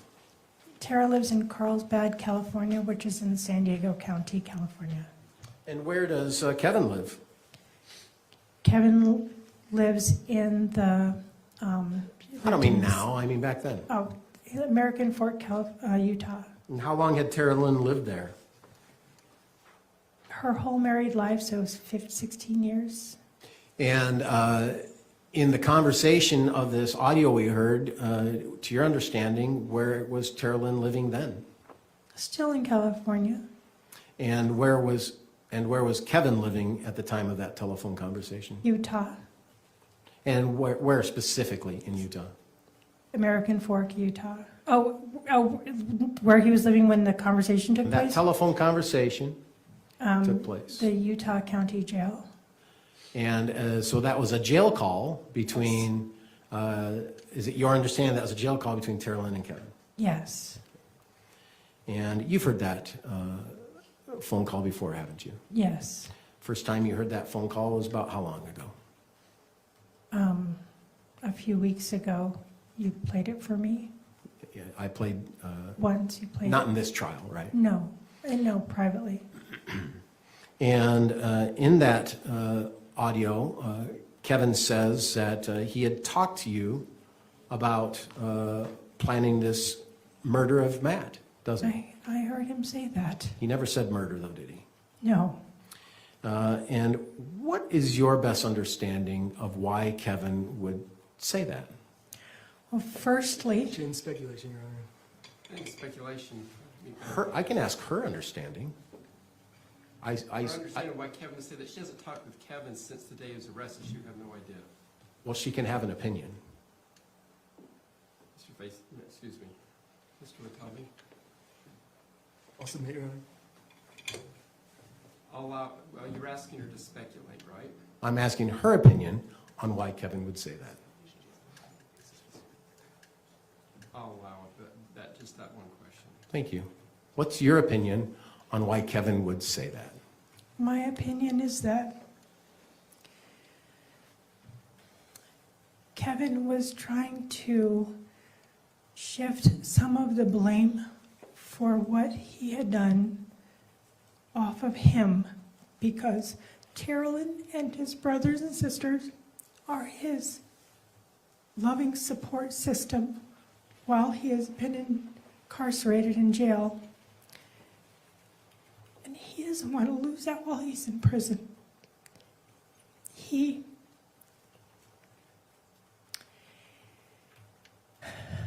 It is completely not true. It's not true what he said on that call. Okay, we don't have a question pending on that. Sorry. I apologize. Did you have a plan for Kevin to shoot Matt? No. Do you know how Kevin got the gun? I know that he took the gun from my safe. I did not know. That's a different question. I didn't know. I'm trying to That's answer the okay. question. If you can let me ask a question. Please. Did you know where the gun was before Kevin shot Matt? Yes. Where? In the gun safe. Thank you. Did you know how Kevin got the gun? No. Has Kevin ever been in the gun safe before? Yes. How many times? Countless. And was it a common known keyboard? Very simple. How old's Kevin? Kevin's was 36, 37, 38, somewhere in there. When Kevin was suffering from depression, was this in and around the time of the shooting? No. Was it in and around the time of Disney? No. I mean, it went Disney and was in February, and this was in July, so months later, 6 months later. I don't know the.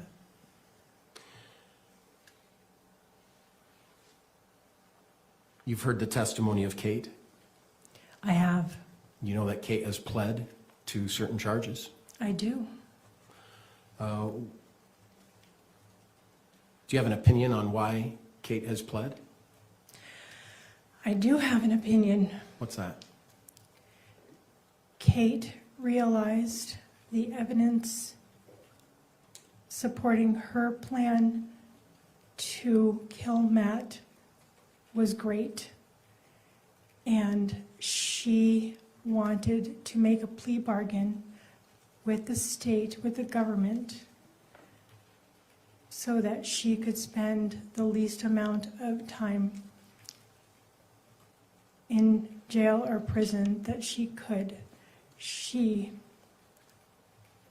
I suspect she was intimidated by the government and by the evidence, which I don't blame her for being intimidated, because it sounds like there was a lot.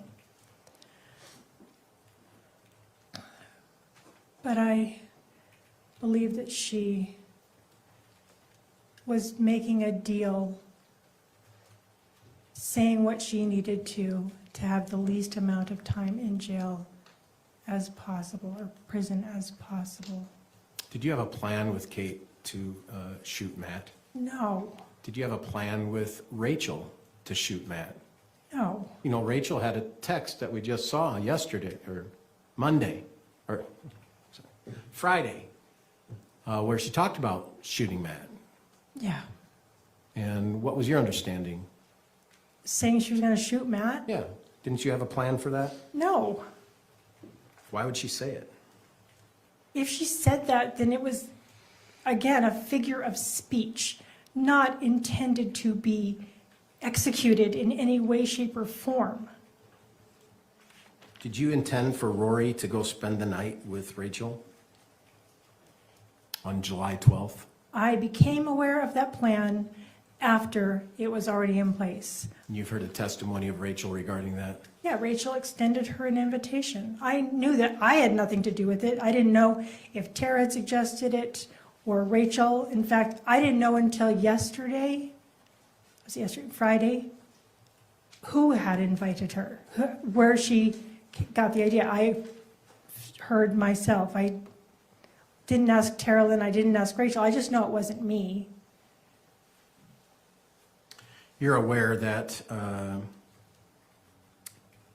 Kate offered a proffer letter to the prosecution in June of 2025, right? Yes. And in that letter, you are, one moment, I'm sorry. I need to get my wits about me.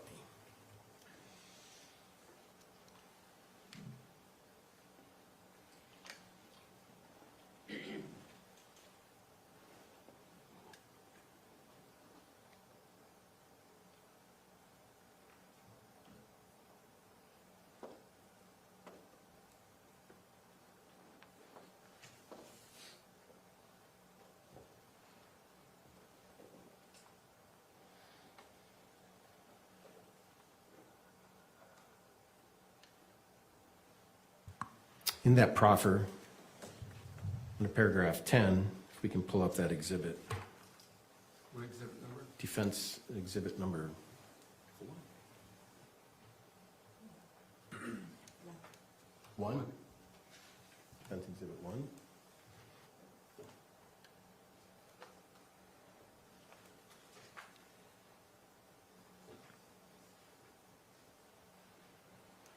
Page 2?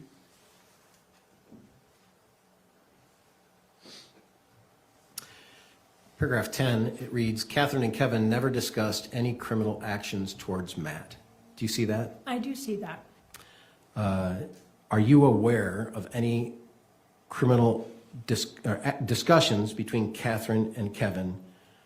I need to rephrase it. That's terrible. Are you aware of any discussions Kevin and Catherine had regarding criminal actions toward Matt?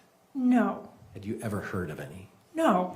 Now, you have heard of Kate's testimony of that, right? Yes. And she testified that there was a meeting after sushi where you all three were present. I heard her say that. And then this letter says that that didn't happen, didn't it? Yes.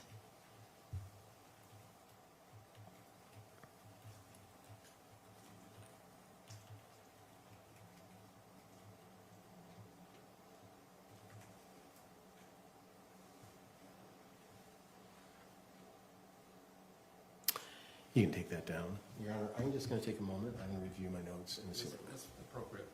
Just take a moment.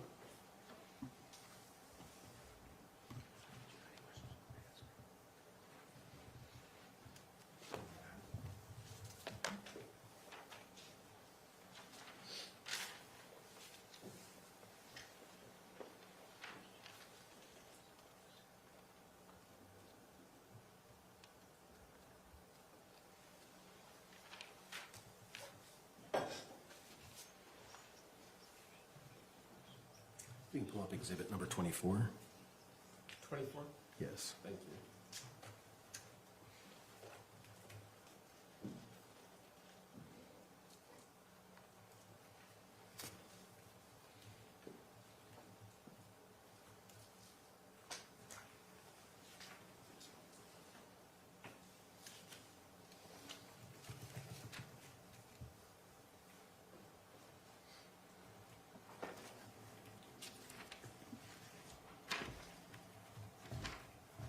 Just one moment. Your Honor.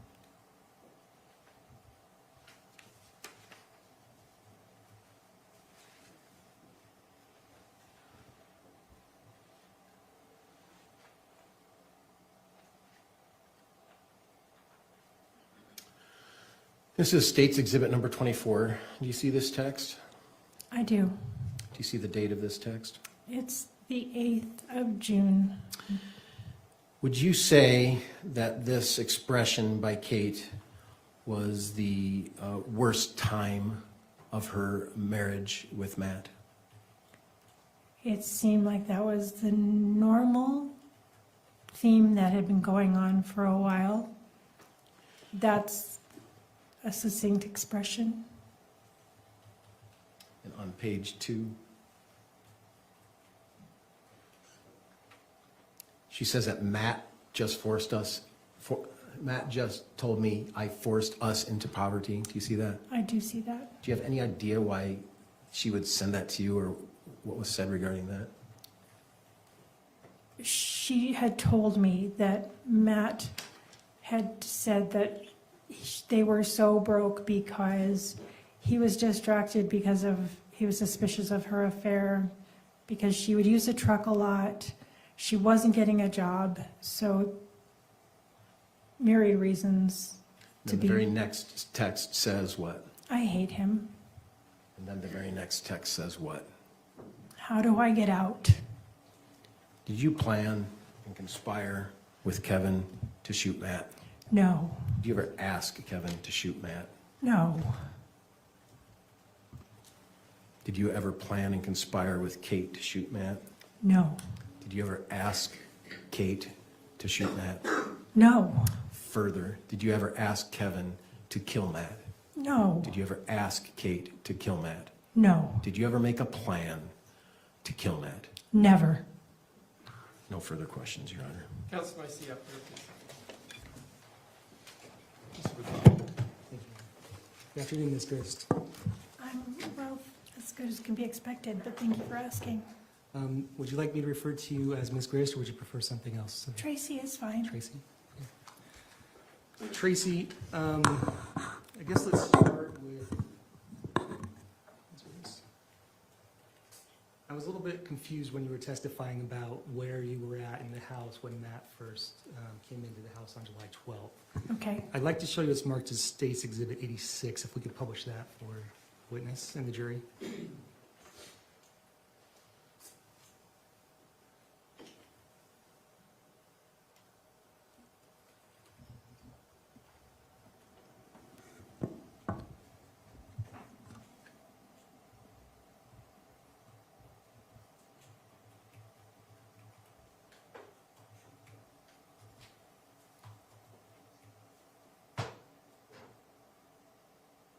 I can pause it right there. So, are those the stairs that go upstairs on the left? yes, And you testified earlier that you could see those stairs from where you were sitting on the counter, correct? no, I could see a part of them. You could Not- see a part of the Yeah, stairs, yeah, I'm a part, like the but bottom part of the stairs? more the top. And what's next to the stairs? It's a hallway And where does that hallway go? to the garage. And you said after you heard the shots, you weren't able to see Matt when he got shot, or you were able to see him? No, I never saw him get shot.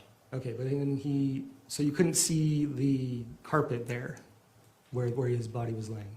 No, no, And then you said where did you go after that? I went from the corner of the kitchen where I was,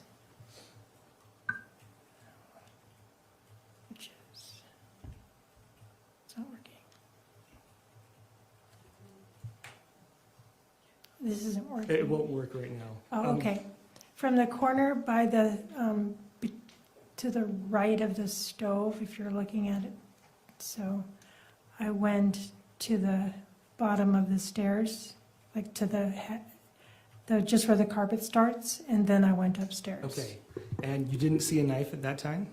I don't remember looking at his body, and I don't want to say something that's inaccurate.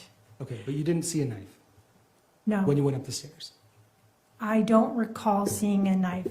I also wasn't looking really hard at him at all. Okay, but you testified that you saw Kevin as you came to the corner, right? Yes. And Kevin was holding a gun?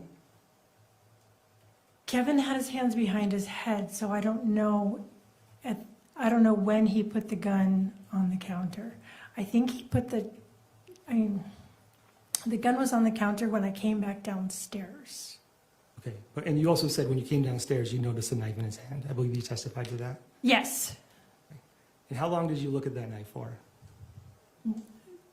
Milliseconds, not very long, but I leaned down to take his pulse, and I was going to move the knife out of his hand. Okay. Was that the first time you'd ever seen that knife? Yes. Okay. Okay, and you said the garage is right there to the left of the stairs, is that correct? Yes. It's down the hallway. You testified a little bit earlier that, well, let me talk about this. You have 7 kids, is that right? That is correct. And you take care of them a lot? You provide them financial support? When I can, yes. You provide them vehicles? Not all of them, But no. some of them? 2.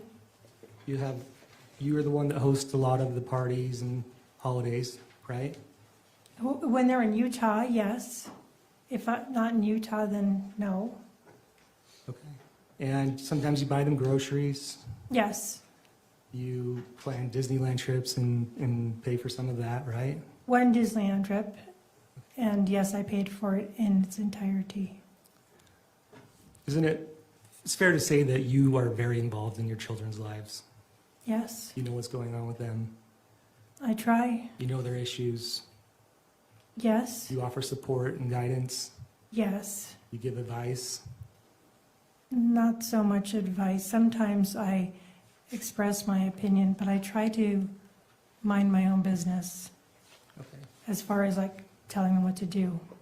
And wasn't it your idea to get Katie out to Utah to bring her and the kids? No, Wasn't it your idea to get a storage unit to help put supplies in? no. Aren't you the one that rented the car so she could come out? I paid for the car rental, yes. You got her a credit card so she could rent the rent Yes. the rental car? Yes, Aren't you the one that helped to write the note to leave, that she could leave Matt? no, I did not. Tara Lynn did that. Okay, and what was your understanding of what Katie was coming out to do? Just a breather? Yes, Okay. I can show you what's been marked as State's Exhibit 148. I published to the witness.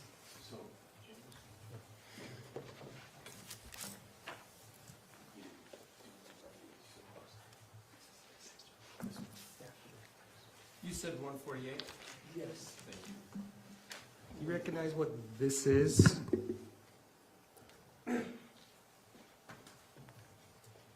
could you make it a little bigger? Yeah.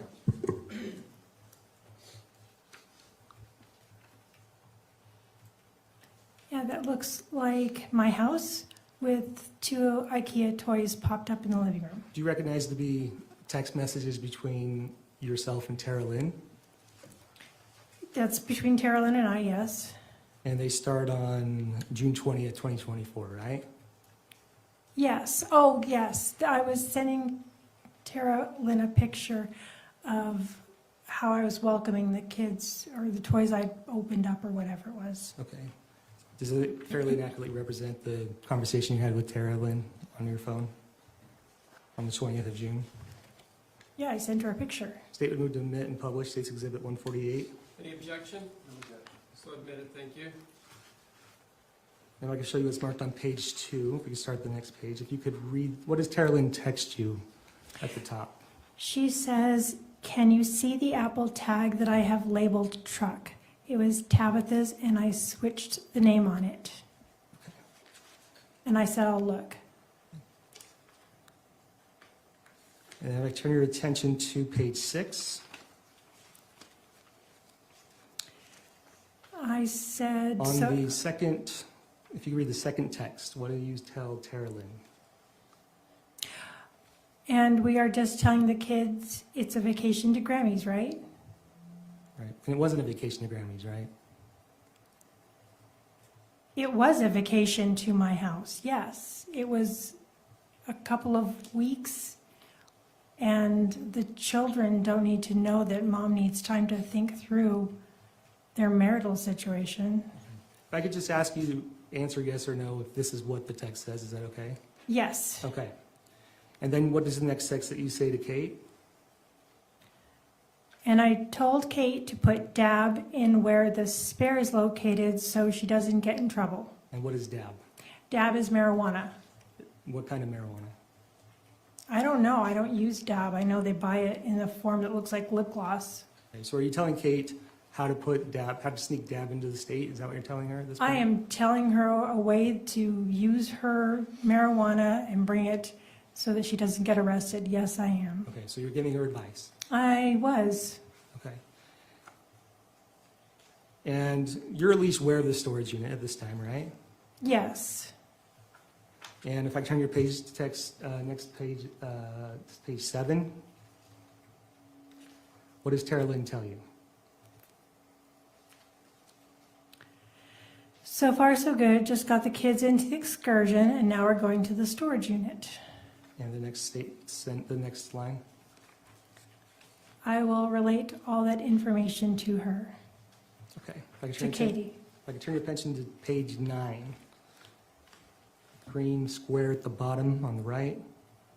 What do you text Tara Lynn? Text ready? Do you remember what that meant? No. Okay, if I could have you read the next page. What does Tara Lynn say? She says ready. And what does she text you? Oh, yeah, that was the text that Tara Lynn had fashioned for Kate to send to Matt whenever Kate decided to send it. But you asked her if she was ready to send that text, correct? Isn't that why you asked her text ready? No, I meant, is the text ready for Kate to have? Right. Why are you asking that if you're not a part of it? I didn't say I was aware of it. It was not my text. It didn't need my approval. I didn't send it. Kate had asked Tara Lynn to help her so that when she sent her first text to Matt, that it was something that would Okay. be received okay. Okay, and on page 12, you could go down. Tara Lynn sends you the text that she prepared for Kate, right? Yes. And then what do you say on the next text below? I said, oh, no tweaks needed. And I could turn your attention to page 15. Whose idea? Go ahead and read the second text. Who is the admin for Fandam chat? And what do you say in the next text? We just need to drop him off of it. Who are you talking about there? I'm talking about Matt being dropped off of the family chat so that we could communicate in a way that had more privacy. Okay, so it was your idea to drop Matt from the family chat, correct? I think it was both. It was for sure mine, but also Tara Lynn's and Kate's. It wasn't. You're the one that brings it up here, right? At least We to had been Kate. talking about it prior to that. Okay, but in this text chain, you're the one that brings it up, Yeah. right? Thanks.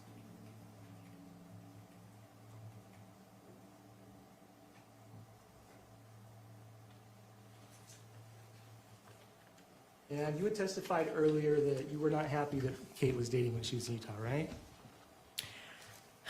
I saw her need to get out and have space and be distracted, and I disapproved. I disapproved also. You I had mixed feelings about You it. disapproved about her dating? Yeah, I had mixed feelings about it. Okay.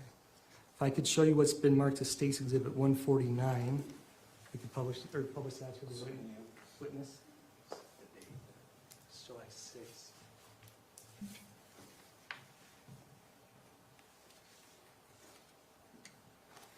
Do you recognize what that is? Yes, And what is this? that's a text from me. To who? Probably Kate. Okay. Yes, it's Kate, because Kate calls me Mama on text. And what date is from?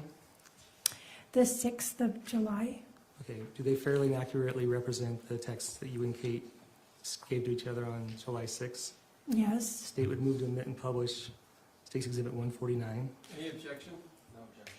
So ordered, thank you. If I could have you start reading on the bottom left. A little farther. There we go. Last blue square, rectangle. What do you tell Kate? FYI, totally aside, I'm super happy you're getting out on Monday. And if you could read the next few texts on the next page. I love you, going to bed. And Kate says, I'm looking forward to it. And the next one. She says, I love you, too. Okay. And do you know what you're talking about here? Her getting out on Monday? Yeah. I think she was going out probably to have lunch or dinner with somebody she had met online. Okay. If I could turn your attention to the next page. Could you go ahead and read what text you sent next? And please don't be worried about Matt's sadness because he literally chose this. If he would have put in 20% effort, worked and been kind, this would not have been his life. And the next few texts? She says, okay. And I say, I'm excited for Monday for you. And I say, oh, I hope that every part of you understands how much I'm rooting for your joy and happiness. Okay. So isn't it fair to say that you're the one that brought this up with Kate? Then I brought what up with Kate? You were excited for her date on Monday. I was happy she was having a moment to get out, although I was trying to play both sides. I did not approve of her dating, but also she's hard to, she'll flare up, and Can I just have you answer yes or no to some of these questions?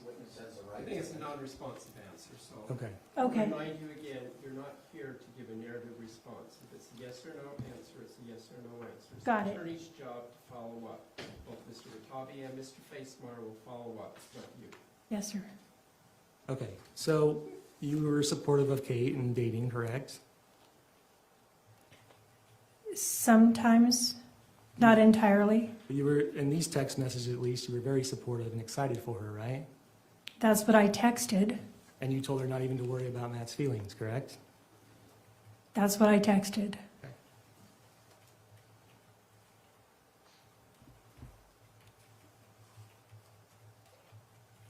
Let's talk a little bit about Amy Johnson. Does she have any other names? I'm sorry, who? Amy Johnson. Amy Johnson is also Amy McClellan. Okay, and how many times since February of 2024 to July of 2024 did you visit her in California? 2 times. What days were those? Sometime in March. There was a 4-day weekend in March when she asked me to come out. And then I was going to be there for the entire month of April, but I was only there for 2 weeks. Okay, and you were there to help her move? I think that's what you testified to? Yes, And her husband had died in December, right? that is correct. And you're going to help her move to like an assisted living? Yes, And so when you got there, you were helping her clean up things around the house, right? yes, Cleaning out the freezer and things, yes, helping her cancel subscriptions and things like that. yes. And who else was staying at the house when you were there? Staying at the house? Yes. No one, just me. So you were staying with Amy, was just you two there? Yes, And at some point you actually put a key box on her house, correct? yes, Because you were going to help her maybe try to show it or sell it to other people. Is that why you did that? it was because her health was so, compromised that when I was leaving, if the fire department needed to get in, they would have to break the door down. And so we got the key box. I ordered the key box and put the key in there so the fire department could have access quickly if she needed help. Okay. And on April 10th, 2024, you emailed my tactical promos. You remember that? I do now, yeah, I remember because I've seen the emails, yes. And you specifically stopped sending tactical mystery boxes, correct? Yes, Did you ever see a tactical knife when you were at Amy's house? no, Did you ever take anything from Amy's house without her permission? no. I'd like to show you what's been marked as State's Exhibit 147. 147?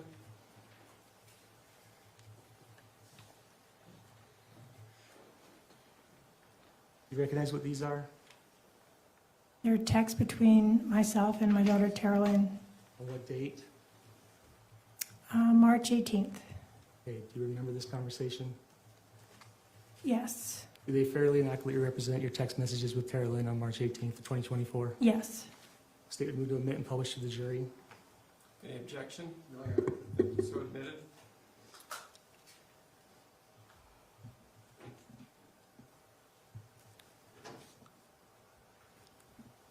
Okay, this is a little lengthier, so if I could just start having you read some of these text messages until we get to about page 10. Are you okay to start reading? I might stop you if I want to ask you some questions on that. Is that okay? Yes. Okay, if we could start. Talk in 5. If you could just say who's saying what. So Oh. is that Tara Lynn that's saying? Carolyn said in 5. Okay. I said call. And I was giving her the address 20385 Rancho Villa Road, Ramona. Isn't that to you? That's a text to you. Oh, that's from Carolyn to me, yes. And do you recognize that address? Yes, that's Amy's address. Okay, you can read the next text. Sent to Amy just now. I misplaced my work phone. The battery isn't charged, so I can't call or ping it. No biggie. I can forward my work calls to my personal phone. I'll let you know when I find it. I love you. Okay, so I'll stop you right there. You texted that to Amy McClellan right then? Yes, I did. And why did you text her that? Because I was saying that I lost my work phone. Okay, you can keep reading. So she... Oh, next one. My phone will show its last location, so you can say that it was last spotted at her house 24 hours ago or something like that. Okay, are you talking with Tara Lynn at this point about making the plan to tell Amy that you lost your work phone when you in fact did not lose your work phone? That is correct. Okay, and you're doing this so Tara Lynn has an excuse to go over to Amy McClellan's house, correct? She was... Yes. Okay, if you could keep reading. Okay. So if anyone finds a random cell phone, let me know. Just let me know. And then after a few minutes of this, my work phone shows its last location in your house, but that may be the last place the battery was charged at all. First bathroom on the left is where the cat food is. Walk through that little closet area and into and that is the office. When you're in the office, turn left, bottom drawer, all the way to the front of the drawer. It's in a flip file labeled Ford F-150. You may as well just take both titles as well as the entire folder. Just so you know, no one ever uses that bathroom, so it's not really a bathroom to be used because there's no toilet paper because the cat plays with it. What does Tara Lynn say? Carolyn says, this feels so crazy, LOL. Call me. I'm getting ready to go in like half an hour. I will regret if we don't make sure that Amy is totally safe, even using means that are a little bit coloring outside the lines. Okay, and then the next text. Besides, Amy really loves you. Take a picture of your Meredith picture so you can show her on your phone and ask her if she still has that, because if she didn't know what I was talking about when I mentioned it. If we could just skip to page 16. What does Tara Lynn send you a picture of? Oh, that's a picture of I think that's a picture of a title for a Airstream. Isn't that a picture of a title that you just had her take from Amy McQuillan's house? No, without no, her no. Without her knowledge? No, No. I never had that title. But Tara Lynn went into her house without her permission, without her, and took the title on your direction, didn't she? Not that title. She took a title. She did, and I brought them back in April. Right, but I'm asking, did you ever take anything from, I asked you earlier if you took anything from Amy McQuillan's house without her permission. I directed Tara Lynn to take 2 titles, and they were brought back in the following month, or 3 weeks later, because the home health care provider. I just asked Oh, if sorry. you did you have Tara Lynn take title from Amy McQuillan's house without her permission? Yes, Okay. And then you go back to her house in April, right? yes, And you are working on April 10th, you send an email to My Tactical Promos asking them to stop sending tactical boxes, right? yes. And Amy died 2 days later, right? I don't know exactly what day I texted the tactical one. I don't know. Did Amy die when you were there? She did. And you were the only one there with her, right? I was, And you had access to the house, right? yes, And you were staying there, so you were at the house after Amy died, correct? no, I left the house after, when I went to the hospital with her, the only thing I did was, It's Go- just a yes or no.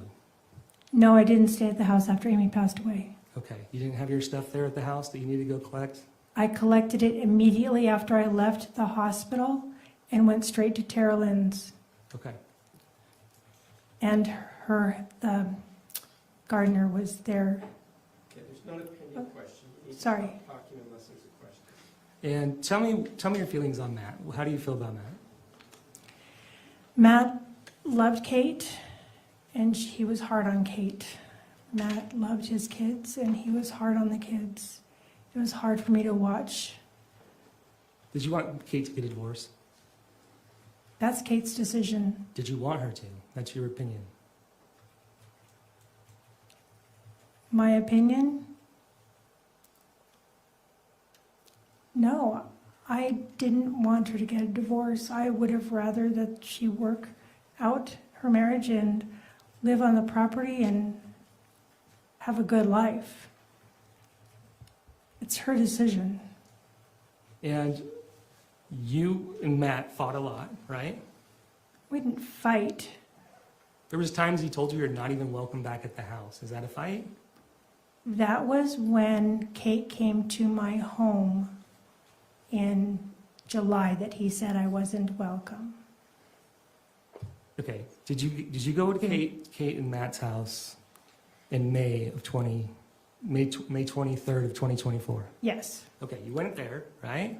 You not remember having a text conversation with Kate that says, Matt takes back what he said, you can stay at the house now?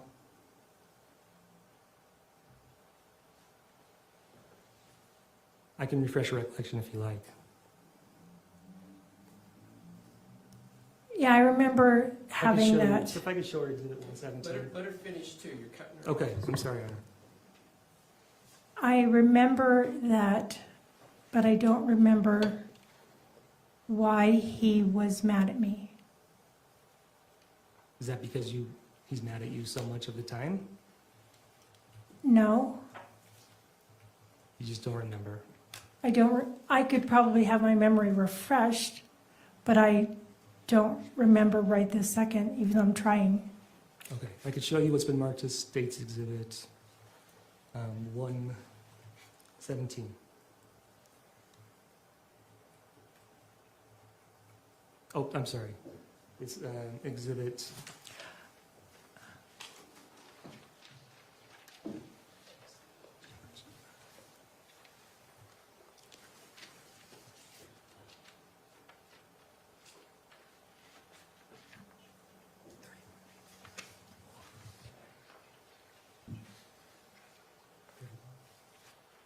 I showed the witness State's Exhibit 31.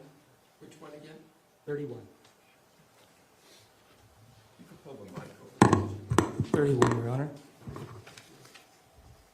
And if you could scroll to the last page.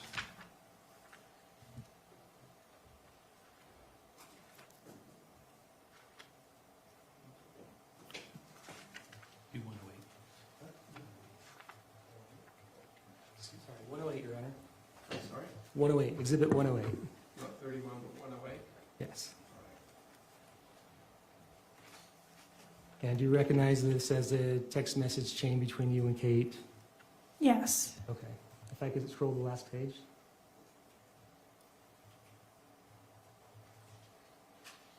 Okay, scroll up to the top.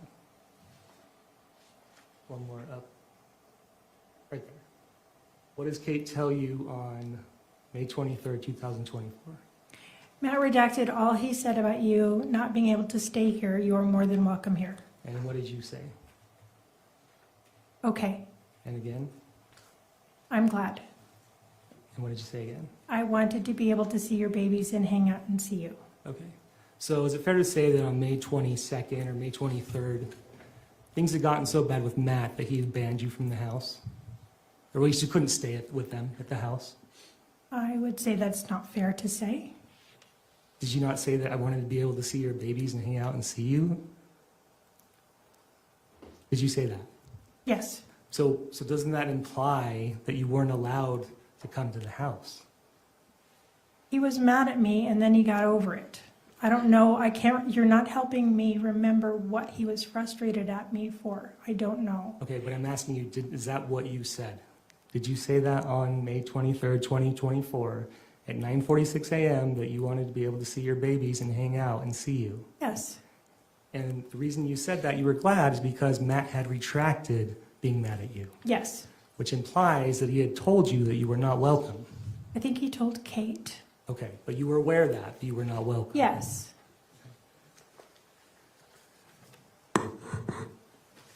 And then, if I could turn your attention to page 109, Page 109 or exhibit 109. If you could scroll down to your text on May 23rd.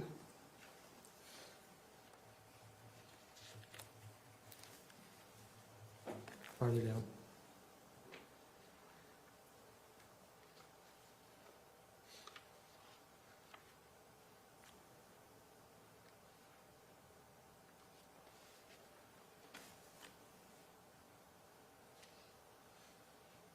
Okay. What do you search on May 23rd at 12:10 p.m.? What scent attracts mountain lions? And the search above it? The same thing. Well, no, it's not the same thing. What does it say? Number 287. What scent attracts mountain lions to humans? Okay. And you're aware that there's mountain lions on the property, right? I'm aware that Matt said he saw mountain lions. Okay. You were aware that Matt had told you there had been mountain lions on the property, right? I didn't believe him. Okay, No one but, did. But the day after, or the day that you've been fighting with Matt, you're searching what scent attracts mountain lions to humans, correct? Yeah, it was a joke. Okay.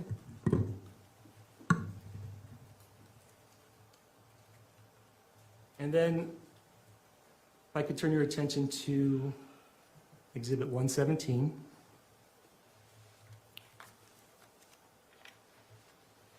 You recognize what these are? Texts Between who? between Matt and myself. Okay. And this is do you recognize what date this is and why it's important? Yes, this is the day that Kate was to arrive in Utah to my home, and 3 hours, so yeah, I recognize it. Okay. If I could turn your attention to page 7.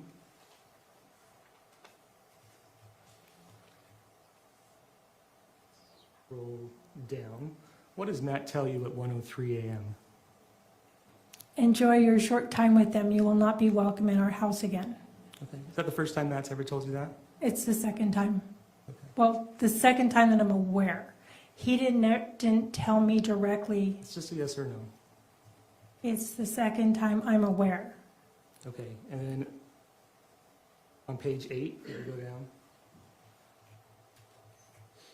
What does Matt tell you again?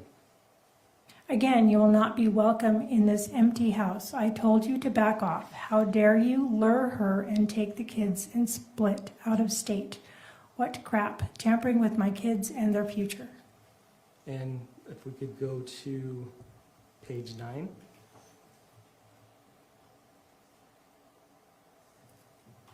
Go to the bottom. What does Matt tell you? My life is none of your business. It was not vacation time. And finally, page 17. What does Matt tell you on June 22nd, 2024? I will read your text, but I will not reply to you anymore. And in fact, that's the very last text you ever, or communication you ever received from Matt, isn't that right? I guess it is. I'm not sure. Okay, I'm really not sure. that's fine, but it could be the last text that you ever received. You don't recall any other texts or phone calls with Matt, right? No, I don't think so. Okay. Now I'd like to turn your attention to, and also in these texts, he threatens to call the police on you, right? Yes, He tells you that you've kidnapped the kids. I read that text. And you sent some of those texts to Kevin, right? Yes, And in fact, you go and you start searching up things on on the internet, right? You recall that on June 22nd? searching for things about, About a person taking the kids without telling the other parent. yeah, I was wondering about the legality, the legal position that Kate has, because he was threatening to call the police, and I had no idea. He was threatening to never let you see the grandkids again, right? No. Did he not just tell you that you were no longer welcome in that house again? The kids leave the house. I could see them at Tara Lynn's house or other places. And I didn't think it would last. You testified earlier that if Matt wasn't going to Disneyland, neither were the kids. Do you remember that? Yes, So you had made Matt really mad this time, right? that when Kate came to Utah, yes, he was, I'm sure he was the most mad he's ever been at me. And he told you that you are no longer allowed in his life. Did he not? Yes, Okay. And so when you look up stuff about parental kidnapping and things, you're looking on the internet, right? You're finding information about how serious of a problem this could be, right? I'm looking because I don't know Sure, you Kate's don't know the rights. law, but you're finding stuff out, right? I'm looking, yes, And you've been married 4 times. yes, You know how custody works. yes, And you've been successful in your custody battles, right? yes. Your kids aren't seeing their dads, right? My kids' dads chose not to see them. Okay, but they're not seeing their dads, right? You mean currently? No, when you went through the custody battles and you went through the divorces, Every time that the dads want to be able to have any kind of it's a custody, yes or no question. ask me again then. You had won the custody of your children in your divorces. I had primary physical custody, yes. And your children rarely ever saw their biological fathers, correct? Whether that's on their own doing or not. That's correct, right? Rarely, It's a yes or no. yes. And in fact, you knew that Kate's situation is different, right? Of course, And Kate had been charged with domestic violence, right? yes, And Kate was a heavily user of DAB, right? Concentrated marijuana. yes, And if there was a custody battle and she had already taken the kids out of state without her permission, without Matt's permission, she was not going to be in a good place for custody, right? Objection, Your Honor, calls for speculation. Call for a legal conclusion. I'm asking her based on her experience. Rephrase it that way then. You knew that Kate was not in a good position for custody, correct? I'm sure if she had an attorney, they would help her navigate that. I don't know. But you know she talked to an attorney, right? As far as I was trying to get her to talk to attorneys since the beginning of July. As far as I know, she spoke to one, and I was, It's a yes or no question. You know she talked to an attorney, right? one attorney, yes. Okay, on July 11th, right? Yes. You listened to those calls. No. You listened to the call. You testified you listened to the first few minutes. Yes. And then you said you asked Kate about it, and she just told you what they said. No, I said that I would she could just easily regurgitate to me what the attorney said. Okay. But you knew it wasn't good, right? The attorney said that it wasn't, that she didn't have a good chance of staying in Utah and having a divorce. That misstates the evidence. I think it's such a confusing statement overall. Okay. Rephrase it. Did you ever hear the attorney say that Kate could not stay in Utah with the kids and have a divorce? No,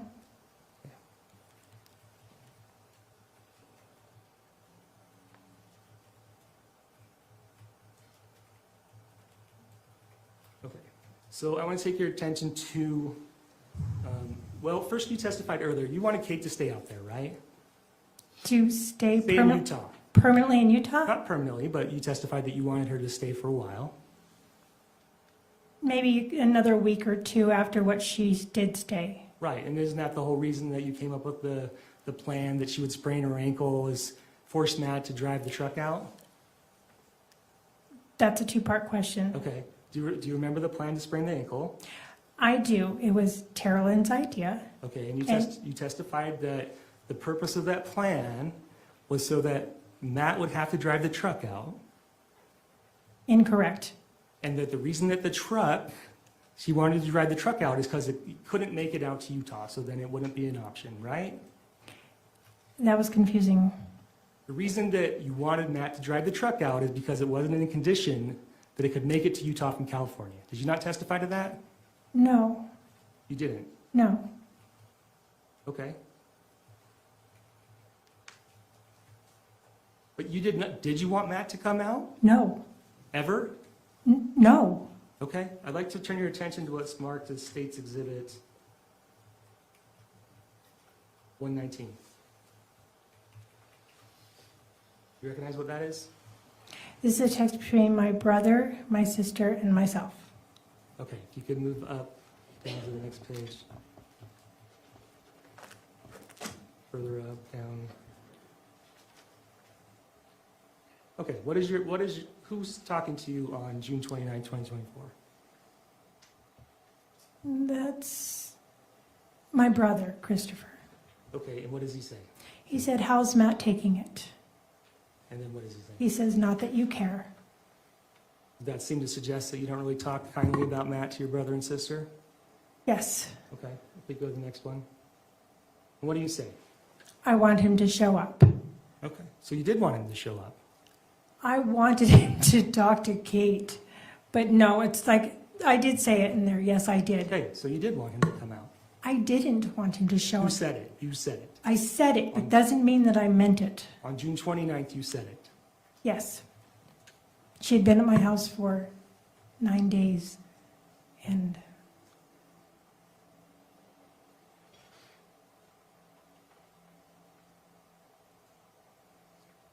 Okay, let's turn your attention to June 16th. okay. You found out the day before that Diana canceled the Vegas trip with Kate and Matt, right? Is that the right date? I don't remember the dates. Okay, do you remember a time in June where, I do remember sometime in June when Kate said the Vegas trip had been canceled. okay, Kate comes out on June 20th, right? Yes. Okay, and I'd like to show your call log from June 16th, if we could move to State's Exhibit.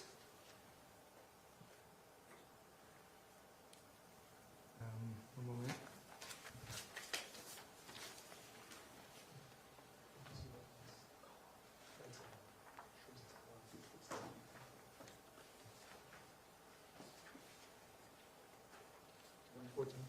I'd like to show you Mark State's Exhibit 114. You recognize this as your call log? That looks to be correct, yes. Okay, if I can turn your attention and move to the very bottom.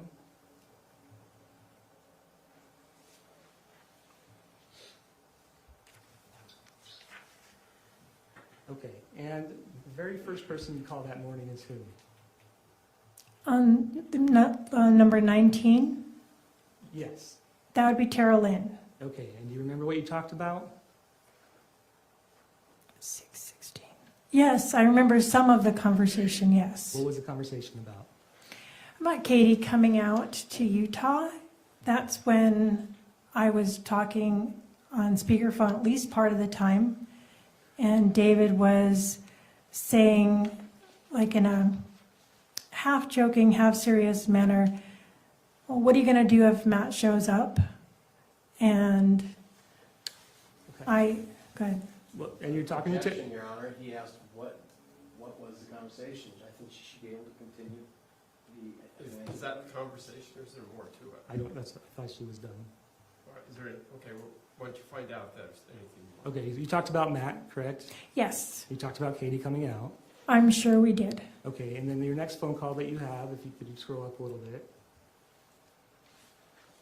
is to Costco credit card, right? Yes. And that's the call to go and get Kate a Costco credit card, right? Yes, to add her as an authorized user. Okay, and before you testified that you had called like a week and a half before, but clearly this call occurred on June 16th, right?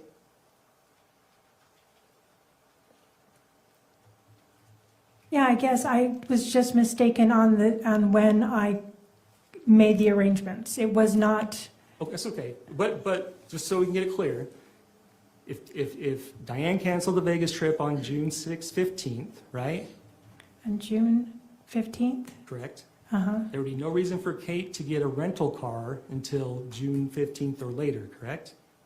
I don't understand what you're saying. If Kate was gonna drive or go on a Vegas trip with Diane, and before she canceled on June 15th, you wouldn't have called to get a credit card to rent a car before then, right? That sounds right. Okay, so this would be the time where you were making these plans for Matt and Katie, correct? Yes, And this is the time that you call and get the Costco credit card? yes. Okay. I wasn't trying to be challenging to You're you. okay. And if we could go to State's Exhibit 109. If we could go to page, I believe it's 20. If we could go to page 20.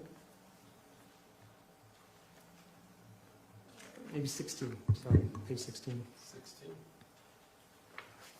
Okay, so while you're on the phone, and you've already testified to this, with Tara Lynn, you search Utah gun law registration, right? Yes. And while you're also on the phone, you search Utah Shoit break-in.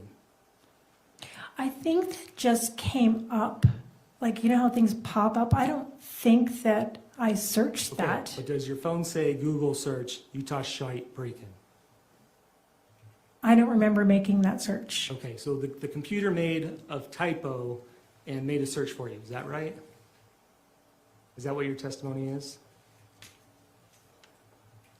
I'm saying I don't remember making that Google search, and I don't know how these come up when you click on something, I don't know Okay. how it shows up, because I don't remember making that search. Okay, we go up to the next page. And then you start clicking on some websites, including Utah State Gun Laws and Registration Explained. Yes, You remember searching for that? I do. Okay. I mean, not specifically, but I remember, vaguely the conversation and searching. Okay, and then you're also searching out, divorce stuff, correct? Yes, I am. Okay, if I go up to the next page. Am I on the phone with her at that same time? I don't know. Hey, there's not a question, so stop. Oops. If we could go up a little farther. And then on June 17, 2024, you deleted your search history. Is that right? I don't remember deleting my search history. Okay, but if the phone came back with the metadata showing that those web histories and searches had been deleted, and it appears that occurred on June 17th at 9:51 p.m., would you agree that's what your phone showed? Yes.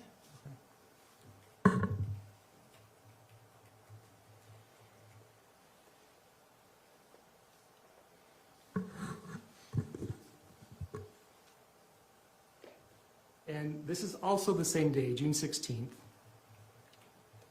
that Rachel asked you, saying, hey, what's up, dude, or something like, you got to tell me more about that. Do you remember that conversation with Rachel? I don't, but I remember that one text And do you because I remember seeing the word dude. Okay, do you remember her, you also texting her back, we have a plan for Rory too? I don't have no idea what that's referring to. I don't know what that's referring to. You remember texting her, Caitlin Johnson, a minute before, saying, "Hey, can Rory come stay with you, or come visit you?" Visit you, stop and see her, yeah. You remember that? Yes. Okay, and those happened within minutes of each other. You remember that? I don't remember, but I remember seeing it on the text, yes. Okay, so you don't remember what the plan was you were talking to Rachel about? No, I don't remember the plan about for Rory doing anything. And I do remember that my daughter Rory said she wanted to go on a road trip to Seattle, and I texted Caitlin and asked her if she could stop by and see her. Okay, and your daughters, Terralyn and Rachel, again later that day, started texting about shooting Matt, going out and practice shooting before Matt had a chance to come out. Do you remember that text in this trial? Would you pull it up, please? Sure.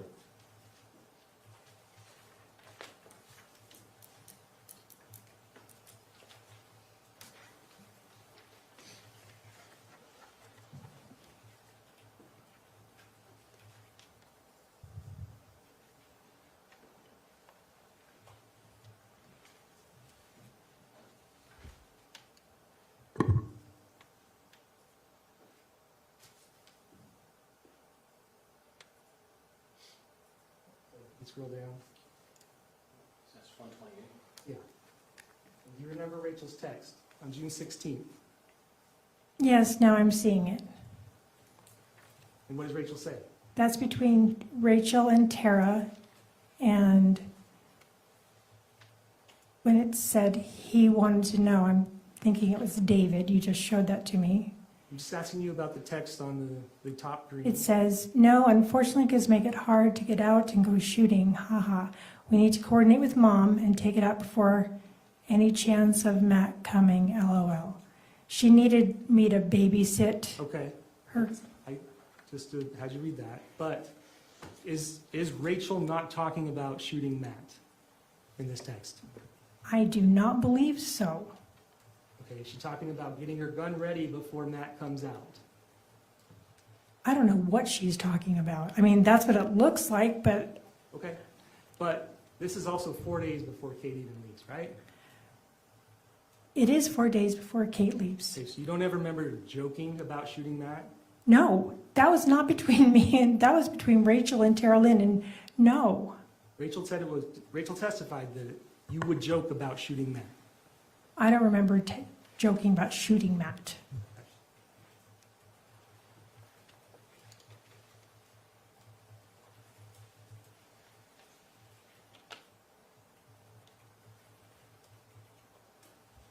Okay. On the day of July 12th, 2024, Say that date again. July 12th, 2024, Okay, that's the day that Matt comes out to Utah. okay. And you testified that you were surprised that Matt was driving out, right? Yeah. And that's the biggest concern you had is like, I can't believe he's driving out. Is that what you testified to? Yes. Because you didn't think he could make it in the truck, right? Yes. Okay, I'd like to show you what's been marked as State's Exhibit.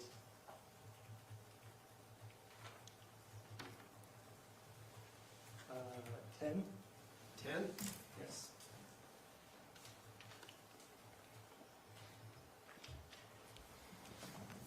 If I could go up to page 22. Go down.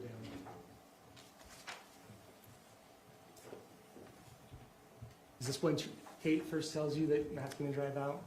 I believe that's the very first moment I heard that he was going to drive out. Scroll down.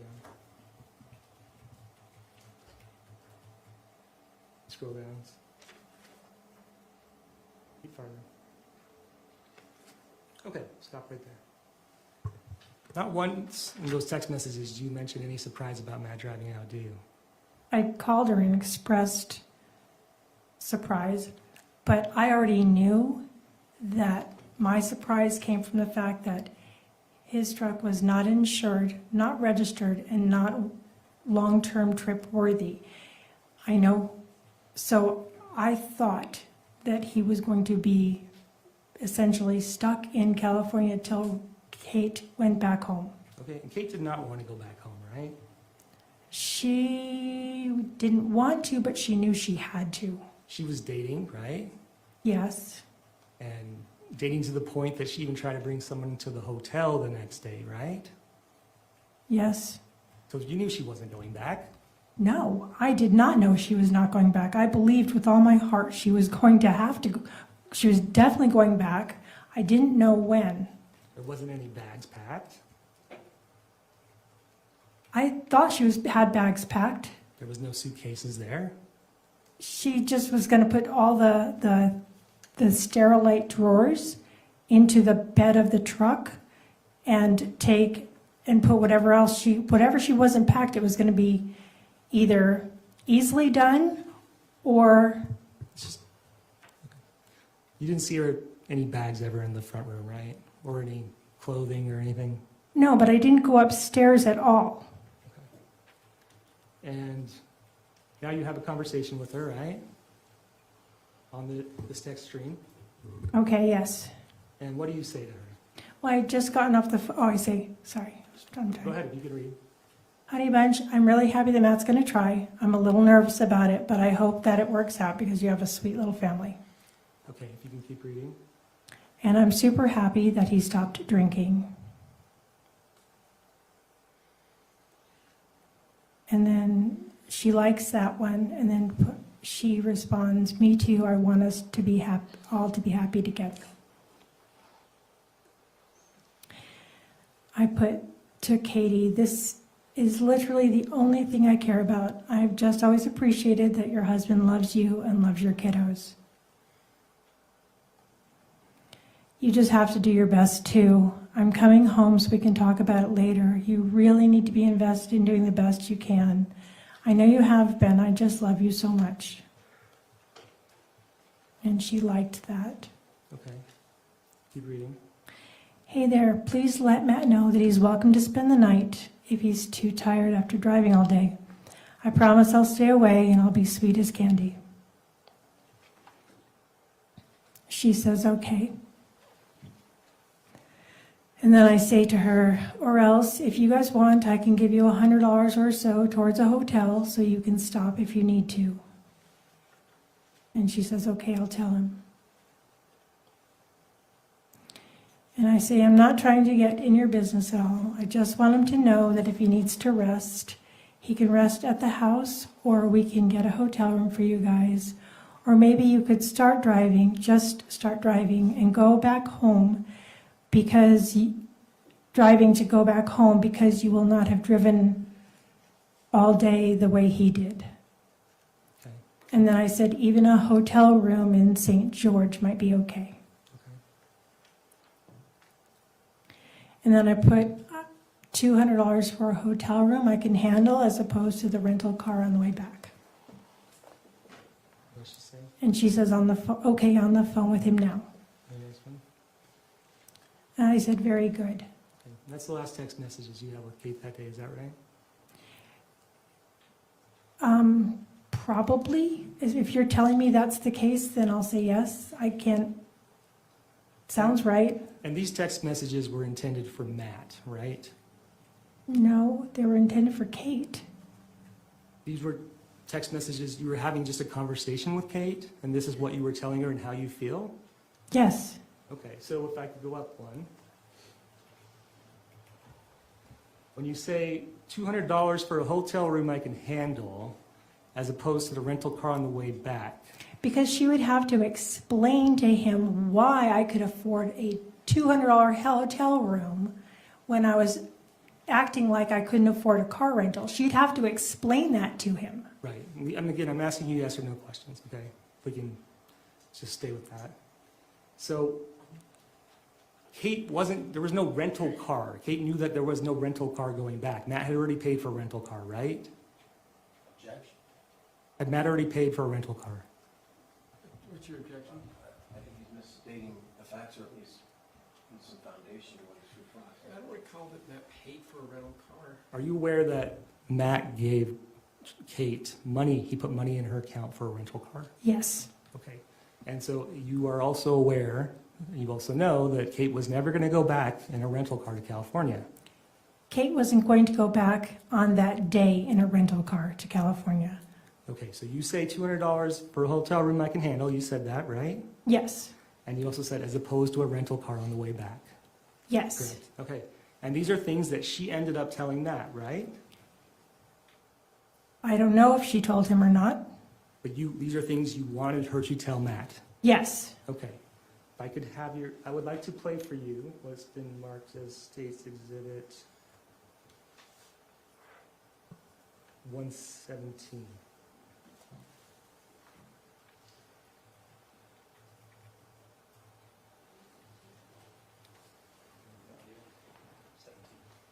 The audio. Just 17. Apologies.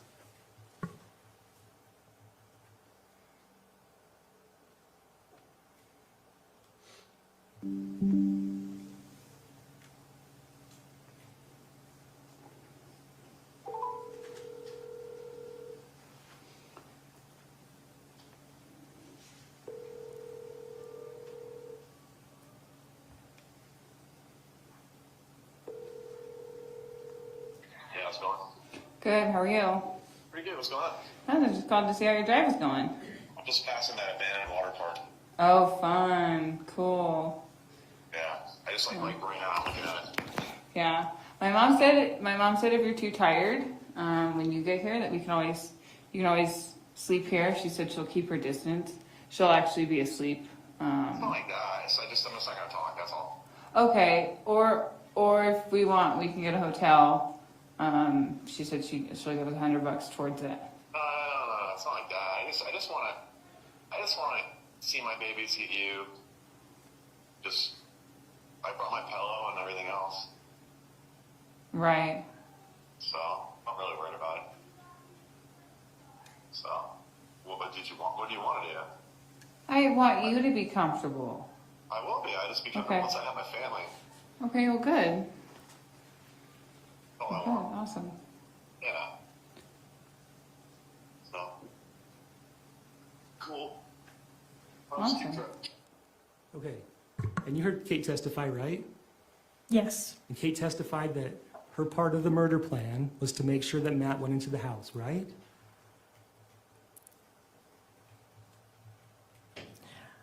I don't remember her saying it quite like that. Okay. Was Kate's part of the murder plan that she testified to make Matt feel comfortable that so he would come into the house? There was no murder plan that I was a participant Was that in. Kate testified to? I'm not saying you were part of it. I'm saying, did Kate testify to that? I'll object at this point, Your Honor. Kate has testified to what she testified to, and my client is. That was the question, and she's not responsive to the question, so ask the question again and respond to the question. Did you hear Kate testify as to what her part in what she believed the murder plan to be?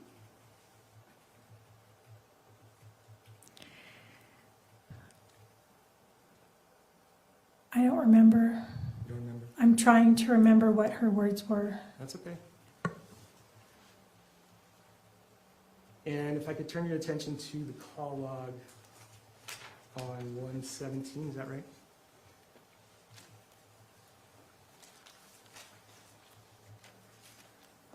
Oh, it's Matt, it's Matt's call log. It's 12, sorry. We can turn your attention to page 12, I'm sorry, or exhibit 12. is this paper or is this an audio? It's paper.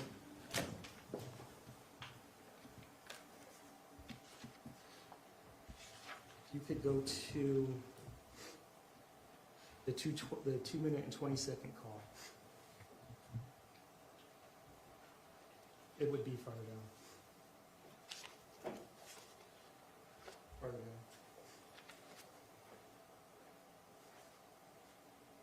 Farther down. Oh, right there. Sorry. That phone call, I believe that Detective Norton testified to was at 2:20 p.m., correct?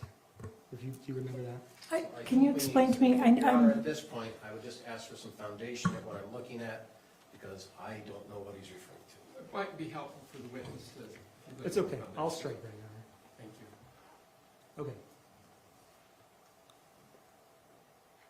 Does it make sense to you that Matt would have come into the house with a knife?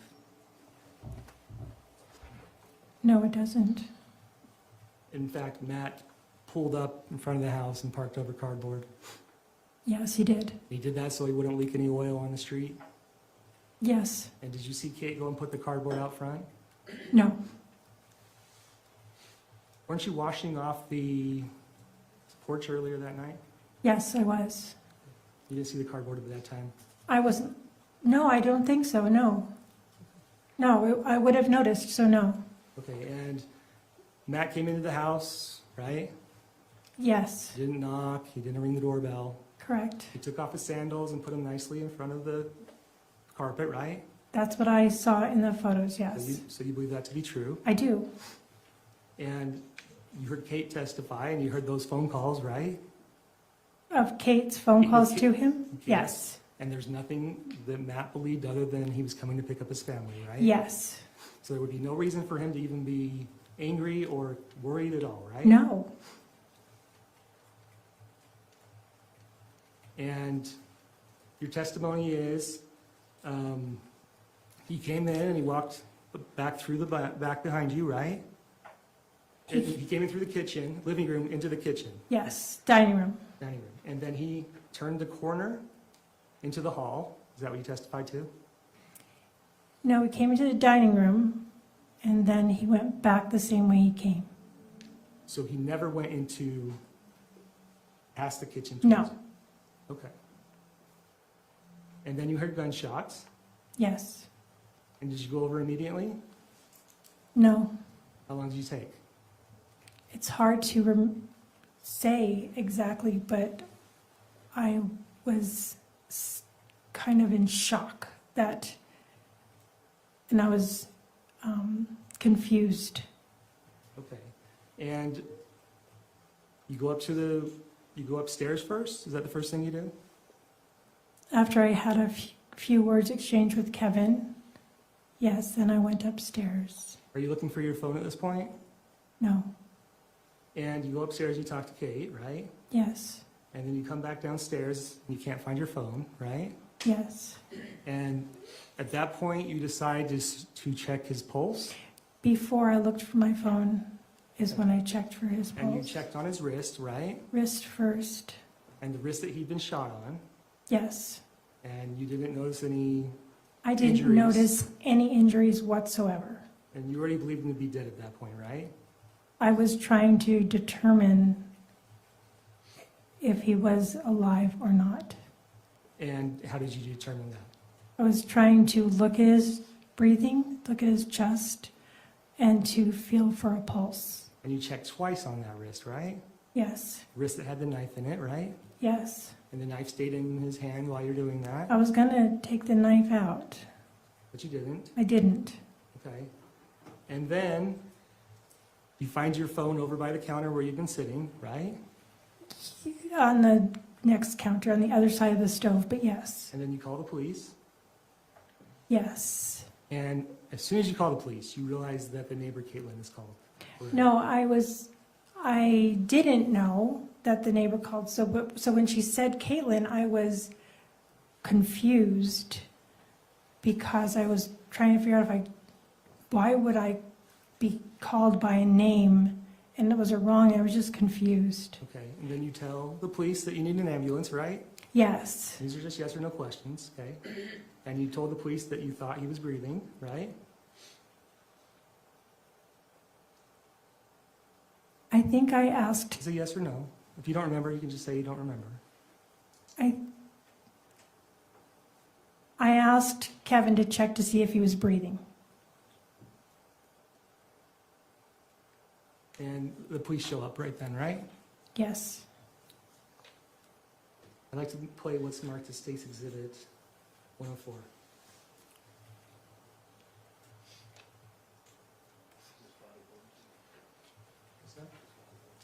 It's the 911 call. July 12, 2024, 22, 15, 45. 911, what's the address of the emergency? 114 South 920 East American Fork. Okay, tell me that one more time to make sure that I got it correct. 114 South 920 East. Okay. And is this T1? No. Okay. What's your name in case we get disconnected? 801-651-2695. And My daughter, Tracey. Okay. My daughter's husband came here. And they're going through a separation. And he brought a knife, and my son shot him. Okay, I need an ambulance. okay, I understand. And it's at this home? Yes. And who is it to you? Your husband? My daughter's husband. Okay. Is he conscious or breathing? I think he's breathing. Okay, I've got an ambulance out that way. I've also got an officer that's coming into the area. Do you think he's beyond help, or do you think you may be able to do CPR? Okay, are you comfortable checking on him?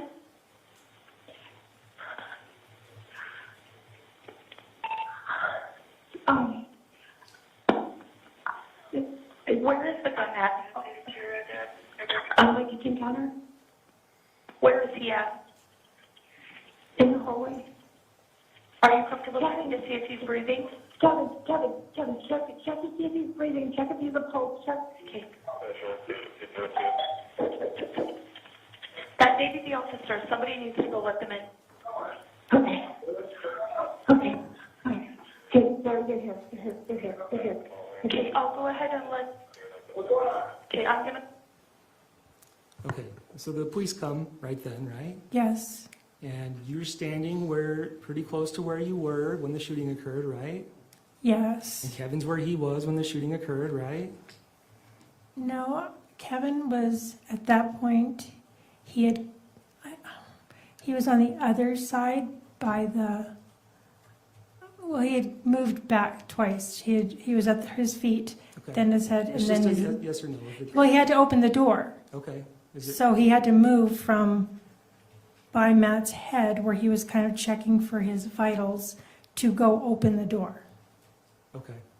And when they show up, all the lights are on and off in the house except for the lamp that was by the counter, right? The porch light was on and the lamp in the kitchen was on. Okay. But none of the lights were on. We're in the hallway, right? No, Okay. None of the lights were on in the kitchen or the living room, right?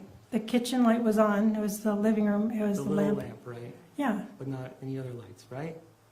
I don't remember. I'm sure there's lights on upstairs. And then you get taken outside, right? Yes, And you'd never seen that knife before, right? No. That was the first time you've seen the knife. yes. And you were looking at it in the dark, mostly for 8 minutes, right?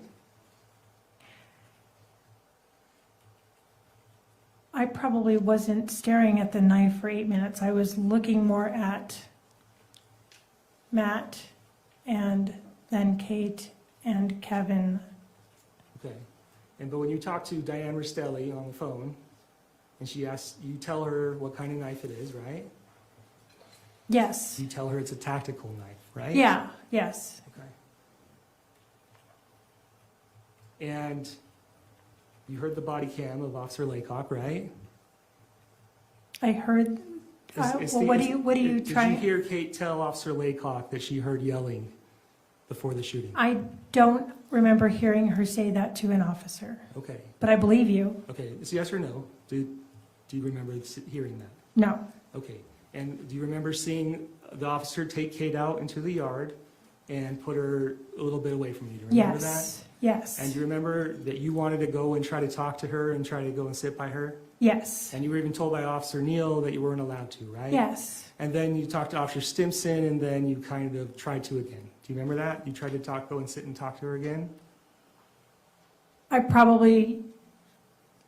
don't remember doing that, but I probably did because I was wanting to hold her hand or something. Okay. And you yell over to Kevin, you say, I don't know what's going on, Mm-hmm. or I don't know what to do is what you said. Do you remember that? I don't know what to do.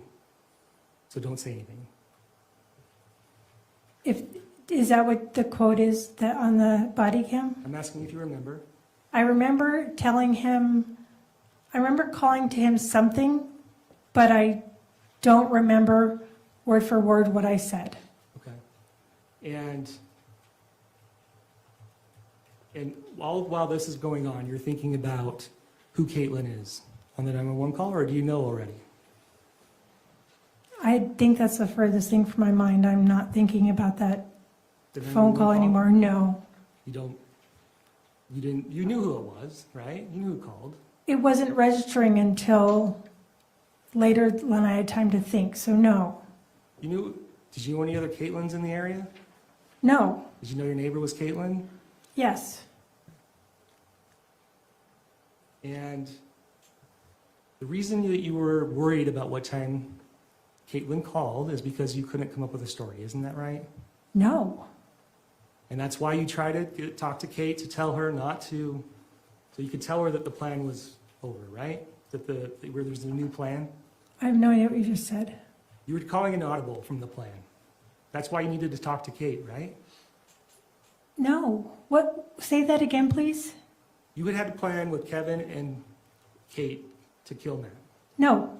Okay. And you went, and Kate didn't know that when you guys were out in the hall, went out to the lawn, right? Kate wouldn't have known the plan changed, right? After your phone call with 911? No. No. And so Kate tells the officer that she heard yelling, right? I don't remember hearing that at all. I don't know what she talked to the officers about.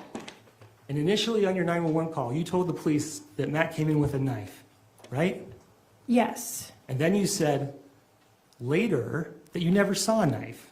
I was reporting on the phone call what Yes or Kevin had said to me because I asked him what happened, and he said Matt had a knife. Yes or no? Ask the question again. Did you tell the police that you never saw a knife after the phone call with 911? I told the police that when I saw him in the dining room, that I don't remember seeing a knife. Okay, and then you needed to find out what time that your neighbor called 911 so you could make a plausible story. Isn't that correct? Absolutely not. Okay, so that night, you go to the police station, right? Yes. You start calling a bunch of people, some attorneys, right? My friend, who's an attorney, yes. Okay, and you're there and you're tired, right? I didn't feel tired. You didn't go to sleep that night, right? No, I didn't. And when you get home, or wherever you get to the hotel, who was the first person you talked to? Do you know? I do know. I don't know. Okay, I'd like to show you what's been marked as State's Exhibit 37.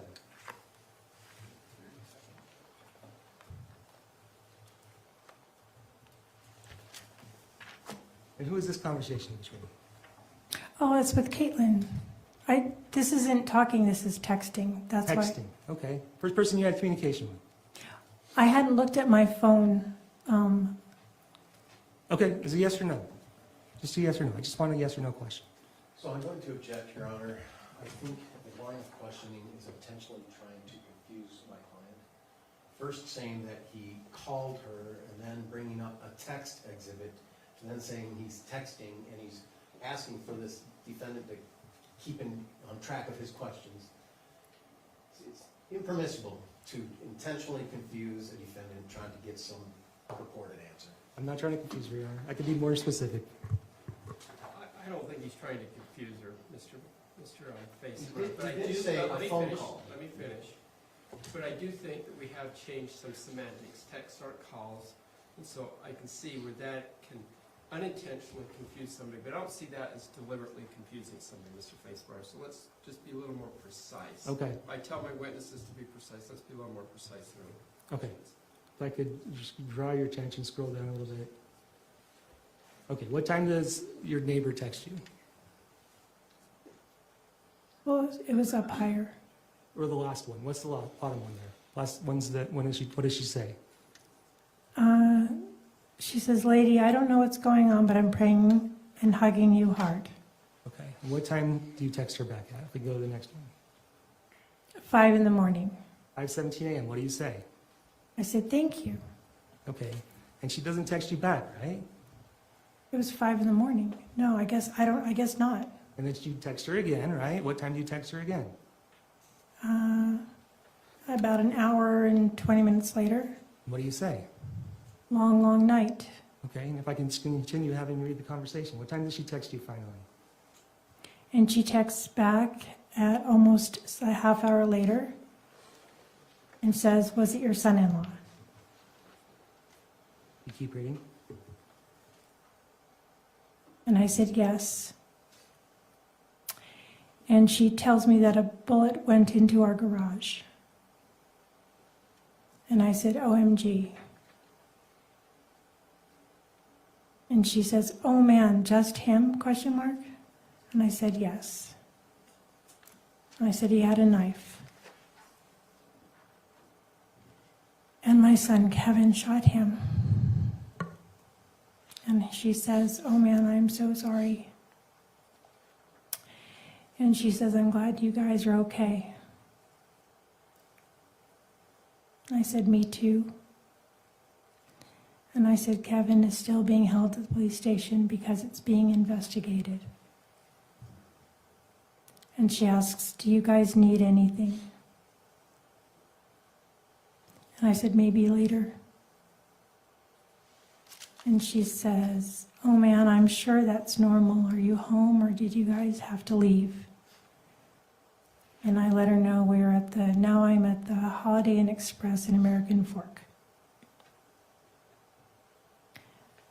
We can't be there yet. Right now I'm just grateful my kids and grandkids didn't get hurt.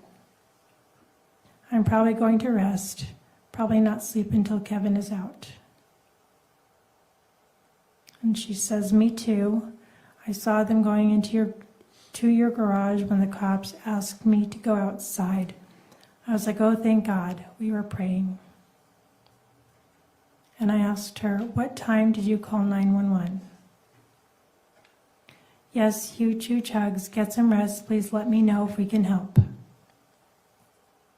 And I said, did you call 911 or did another neighbor? Okay. We can stop there.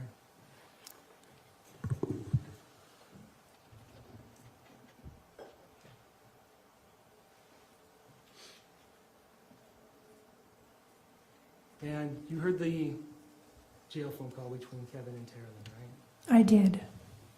And I could play that for you one more time. We could move to publish State's Exhibit 132.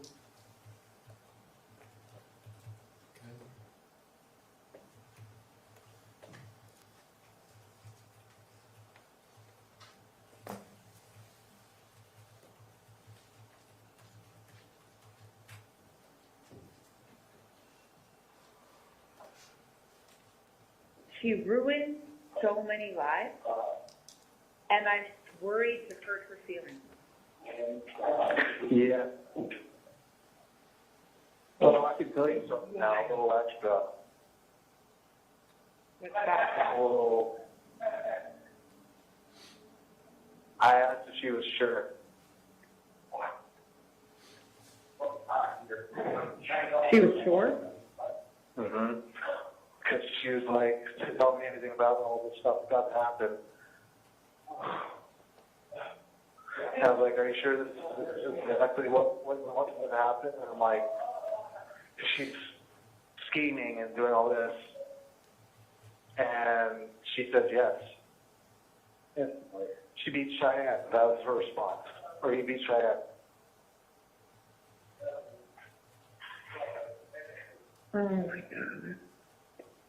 I know I was already here. I'm sorry that I wanted to tell you that for so long. No, I know. I can't even imagine. I can't even imagine. And I feel so like sad. I still bear so much of the blame too for all this.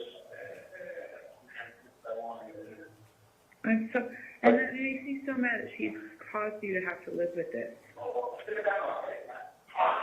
I mean, Like, it's, I could have done something different. I should have stood up and I should have said no. yeah. Yeah. But your mom should have never asked you that. You should have never had to have to say no.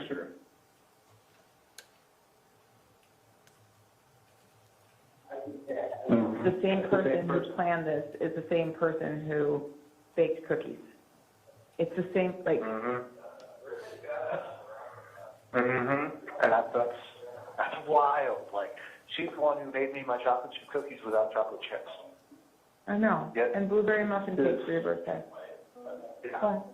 But this is what she wanted to do. This is, I mean, she had it, and there's consequences. She had to. I just don't think, she just doesn't think far enough ahead. She never has. And I think she just is so used to getting away with everything. She just, I literally warned her. I said, this will change so many lives. You won't even know how many lives it's going to change. oh my God, you said that? Wow. Yes. I said, this is a decision you can't take back. I said that to her. Wow. Kevin. Yeah, so there's that. There's You were the fucking voice that. of reason that we all wish we could have, like, seriously, that's what Rachel and I were talking about, like, the reason she didn't want to tell us is because she didn't want to hear our opinion. But you gave her the opinion that we would have given her, like, what the fuck are you, this is insane. This is gonna, I know. you can't do this kind of thing. I literally warned her. I was like, this is going to have long, like, I said, I don't remember exactly what I said, but I know I got it across very eloquently and very efficiently of, like, this is not the best idea you're having. Like, think about it for a second. Oh my God. But, and then that's why I feel so much blame, because I didn't step up at that point and be like, you know what, no, I need to take my own advice. Yeah. I trusted her. That was your son, Kevin Ellis, right? That was Kevin. He was saying that you were the one that made this plan, right? That's what he said. And you believe that's because he's trying to save face with the rest of your family, right? Yes. But Kevin has been mad at you since the beginning, right? Since July 12th.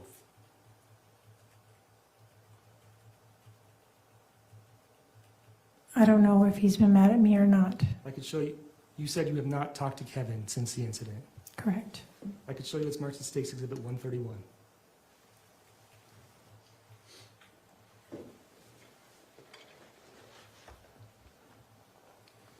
Do you know who these text messages are between? No. Are these not text messages between you and Tara Lynn from August 6, 2024? Oh, that sounds right. So less than a month after the incident, right? Uh-huh. You tell Tara Lynn, please tell Kevin that if he is mad at me and doesn't want to talk to me, that he doesn't have to. And then later you say, I am mad at me too, and I will Yes. love him no matter what. Yes. Nothing for this time, right? Thank you. Redirect.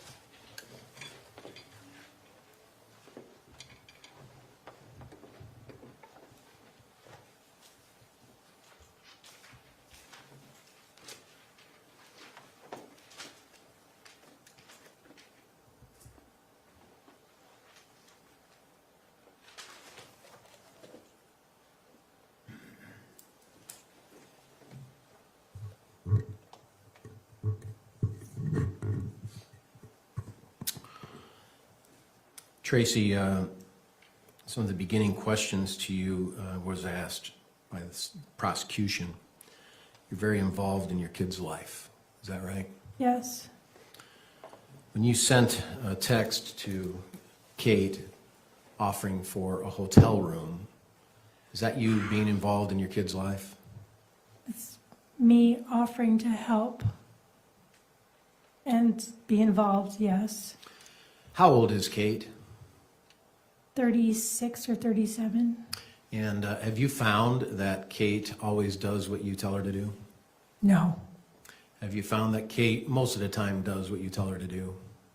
no, Have you found that Kate rarely does what you tell her to do? yes, And has that been the Kate who's been your daughter? yes, And so as you have given advice to Kate and words of encouragement to Kate on all circumstances, has she heeded your advice? sometimes yes, mostly she chooses and does what she thinks is best. On Exhibit 148, you advised her to put a dab in the spare tire. Do you remember that text we saw? I do, And you were basically telling her where to put marijuana. Is that right? yes, Are you a marijuana smoker? no, And why did you advise her to do that to avoid getting in trouble? because I was trying to protect her from being arrested while she's traveling across state lines with something that's illegal in one state and sometimes legal or not legal in another state. Okay. Is it your understanding marijuana is legal in California? Yes, Is it your understanding marijuana is not legal in the state of Utah? I thought if you have a green card, it's sometimes legal. A green card?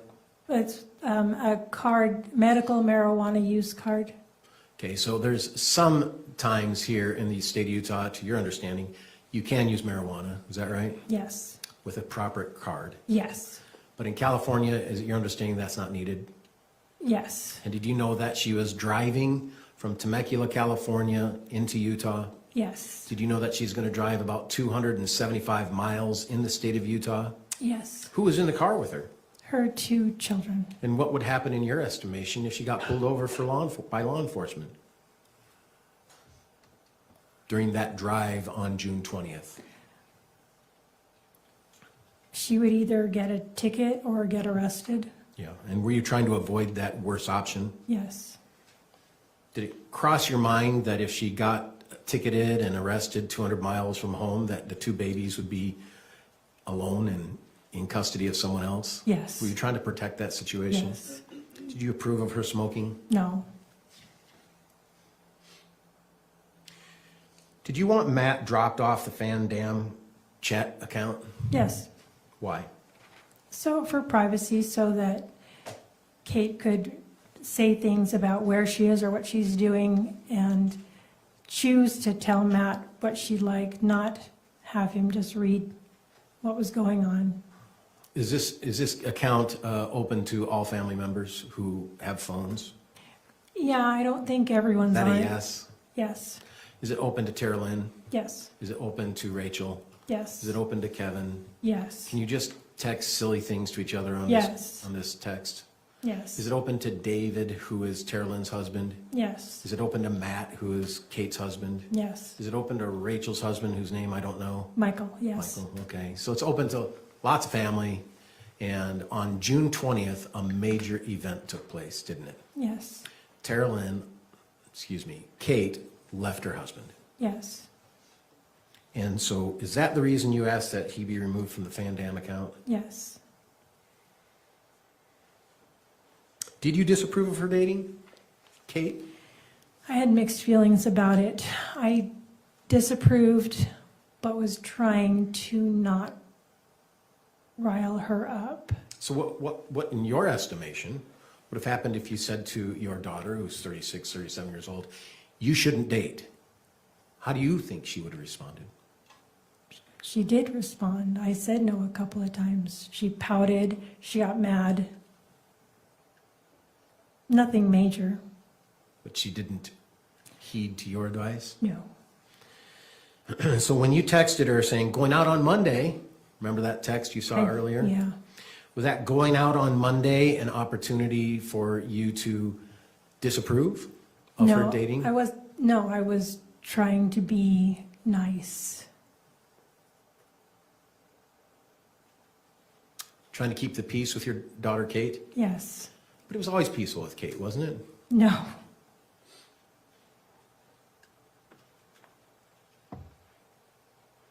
In that text, you also stated that Matt chose this. yes. How did you say Matt chose this? She was expressing to me that it was hard to hear Matt be sad. And I was telling her, don't worry about it. He created the situation of arguing, and he at least participated in the marital discord. Do you think the alcoholism had a lot to do with Matt's choice Yes, in relationship to the relationship? absolutely yes.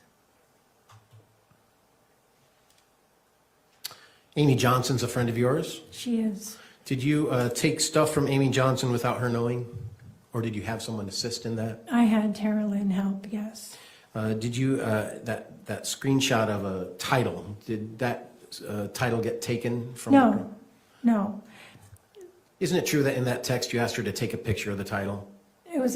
There was several titles. That picture of the title had never left Amy's house. Did you handle Amy's properties with appropriate care? Yes, Did you defend Amy during times of her end of life? yes, Did you have to defend Amy at the times of the end of life? yes. And why is that?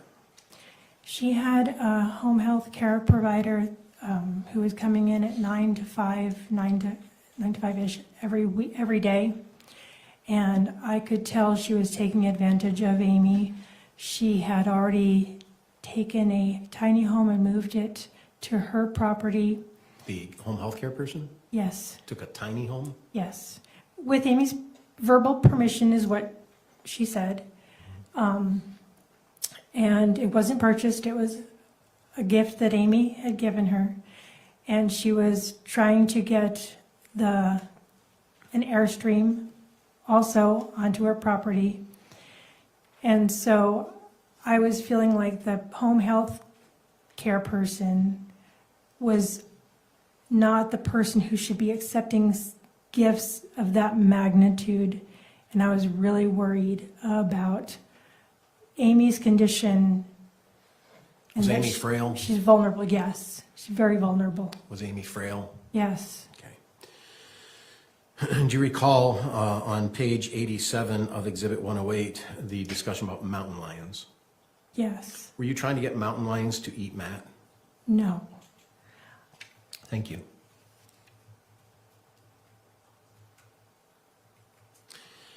Isn't it true that you and Kate and Rachel and Tara Lynn and Kevin all participated in a conspiracy to lure Matt to Utah and kill him? no, You've heard the testimony of Rachel, is that right? yes, You've heard the testimony of Tara Lynn, is that right? yes. Did you find the questioning toward them by prosecution indicated they feel Objection, that they speculation. participated in the conspiracy? I need to finish the question. All right, fair enough. Finish the question and make the objection. I did with the word conspiracy. All right, what was your objection, Mr. Tom? Just having her speculate about I'm other, sorry? he was having her speculate about other people's feelings. Well, I think it is speculation. He asked her to talk about other people's feelings. If you want to rephrase it, go ahead. In what I'm asking, and I'll do it here first, so we're having a legal moment, okay? Sorry, Judge. I'm asking if, in her opinion, the questions being asked to Rachel by the prosecution during her examination during this trial was implying that Rachel was a participant in the conspiracy to commit murder or kill Matt. Speculation. So you're asking her opinion of what the questions meant. Yeah. You can ask what the questions meant, but not what Rachel or Tara Lynn thought. What do you feel the questions of the prosecutor meant when he asked Rachel about the gun text? It seemed to me that the government and the prosecutor were trying to pull Rachel into and accusing her of a conspiracy to kill Matt. Would you say the same thing about the mountain lion search? Yes, Would you say the same thing about the gun rights search? absolutely, yes. Far removed from the time that Matt even came to Utah, isn't that right? Yes, Indeed, You weren't aware that Matt was coming to Utah until the day he came, isn't that right? That's correct. Was it your understanding the day before that he was not coming to Utah? Yes, Was it your understanding the day before that indeed Kate was being asked to go to California? yes, You cited in your questions with the prosecutor that you knew the truck did not have insurance, did not have a licensing. How did you know that? Kate told me. And you've heard the phone calls in this trial talk about some of the issues with the truck and not being able to travel, correct? Yes, yes, Including in the phone calls getting a travel permit. yes. Do you have any idea what a travel permit is? I'd only heard about it since when Matt borrowed it from a neighbor. I have an idea.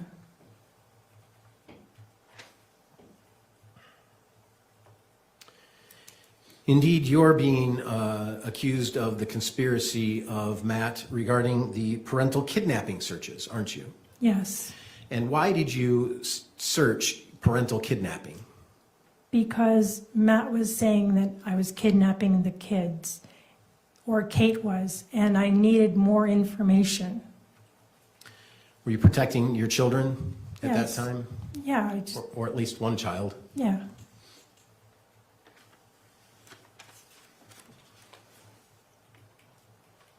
There's questions asked you about custody battles. Do you remember those questions by the prosecutor? I do.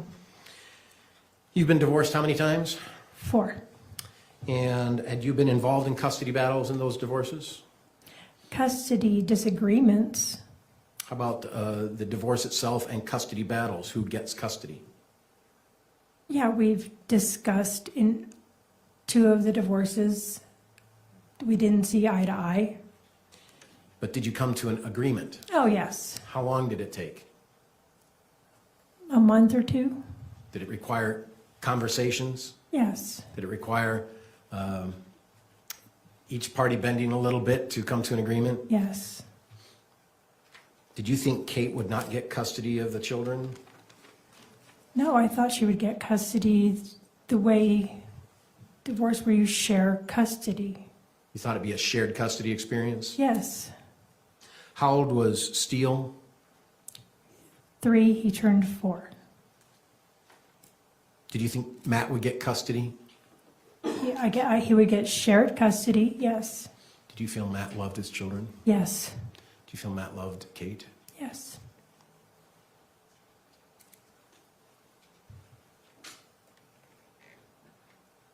Do you remember texting your brother, I want him to show up? Yes. Who are you referring to as him? Matt. And why did you want Matt to show up? I wanted him to come and talk to Kate because then he would be talking the way I thought it would happen on the 20th, which is around people. Have a conversation where they could talk and about a very sensitive subject.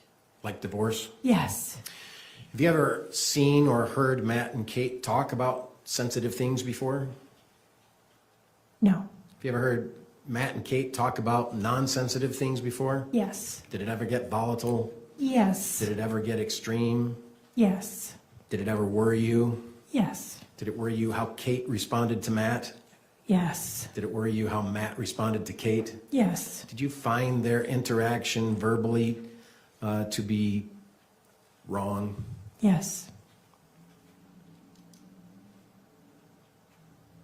So is the reason you stated to your brother on June 29th that you want him to show up is that you wanted Matt to have that conversation?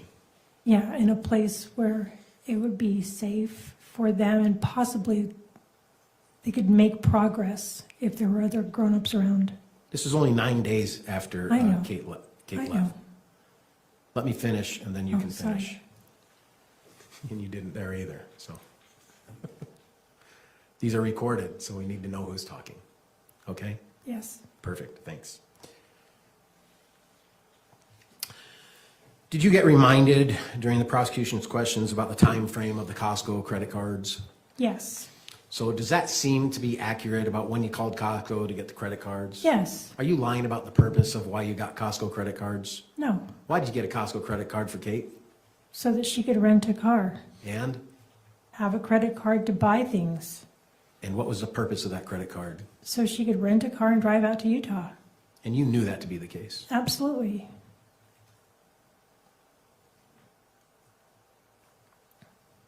Back before Kate came to Utah, did you conspire a plan to send Rory far away to Seattle so that she wouldn't have to see a murder of Matt? No. What was your understanding of the whole situation regarding Rory and your from the state of Washington? Rory whimsically, in an offhanded way, asked if she could go, if she was thinking of driving to Seattle. I think she was 19 at the time. So she's in that place where she would want to do a road trip. Do you feel that question was asked you by prosecution to involve that storyline with the conspiracy to murder Matt? Yes.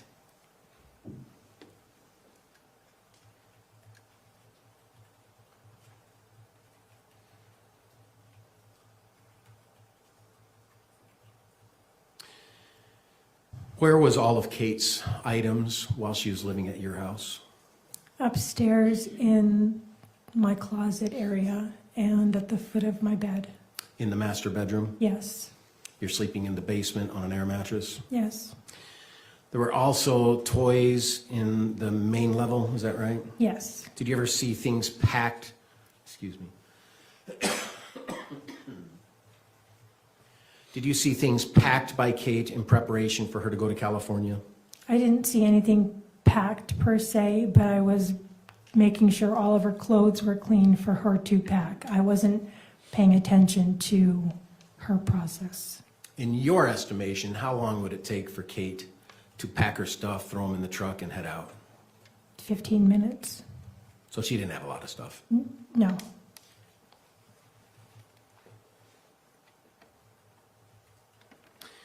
In your comment regarding the text of money for the hotel and money for the rental car, do you remember that text you read Yes. a little bit ago?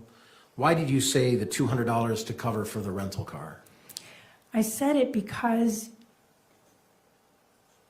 Kate was telling Matt that there was no money for a rental car.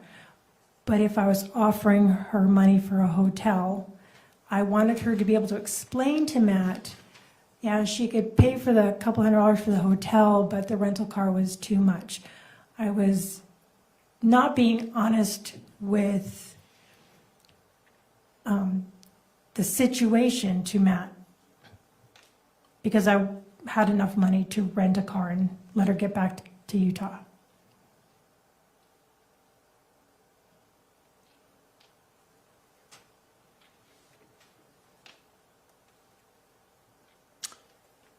How well do you remember the 10 minutes after Matt was killed?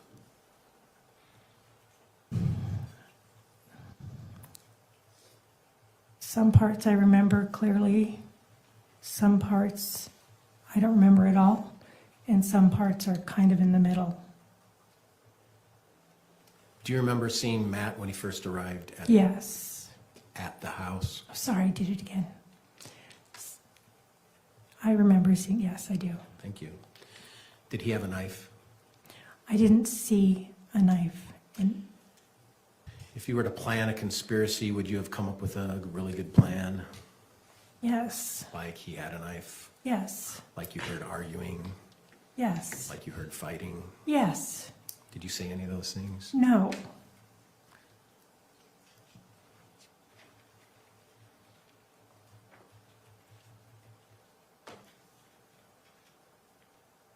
When the 911 operator mentioned the name Caitlin, did you have any idea what she was talking about? No, Were you confused? yes, Did you know that she was actually referring to your next door neighbor, Caitlin? no,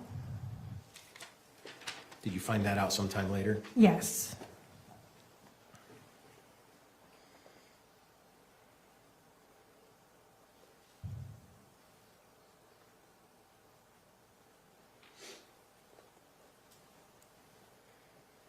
You've heard Kevin's voice in that video or the audio recording, right? Yes, Have you ever had an opportunity to speak from the jail? yes, And are you aware that these recordings are recorded? yes. How are you aware? It says so every time you start a phone call, that the call is being recorded. So not only does the person making the call know, but the person receiving the call knows. Isn't that correct? Yes, And Kevin said that you're scheming. Is that right? yes, Kevin said that she beat Cheyenne, then he corrected, he beat Cheyenne. yes, And then he said, I wanted to tell you for so long. yes. But why didn't he tell her? I don't know.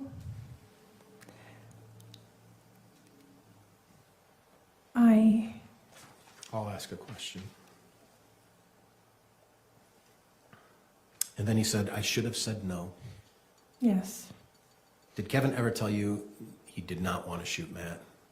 no, Kevin ever tell you he wanted to shoot Matt?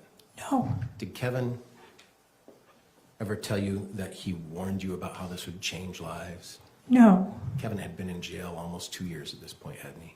yes,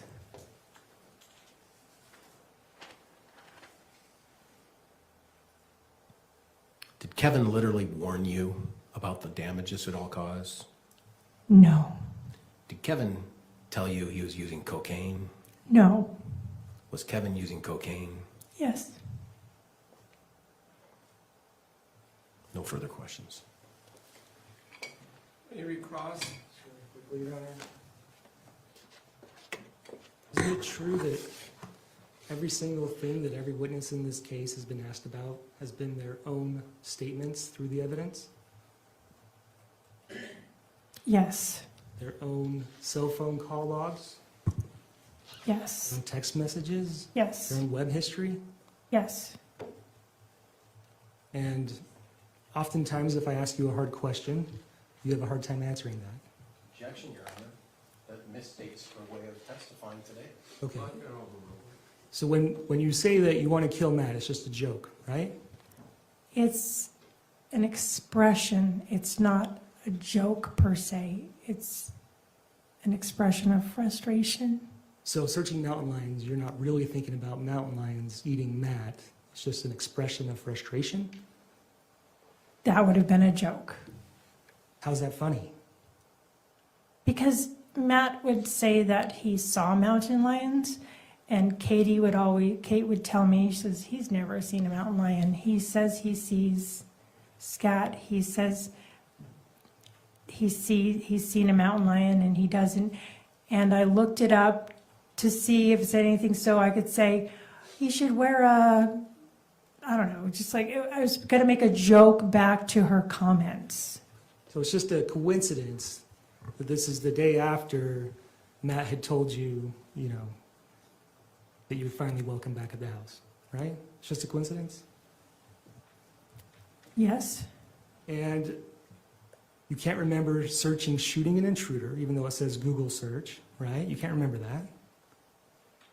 correct.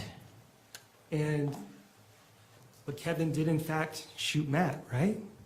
Yes, And he told the police that basically Matt was an armed intruder. Isn't that correct? yes. That he entered the house without permission, right? I don't know if he told the police that.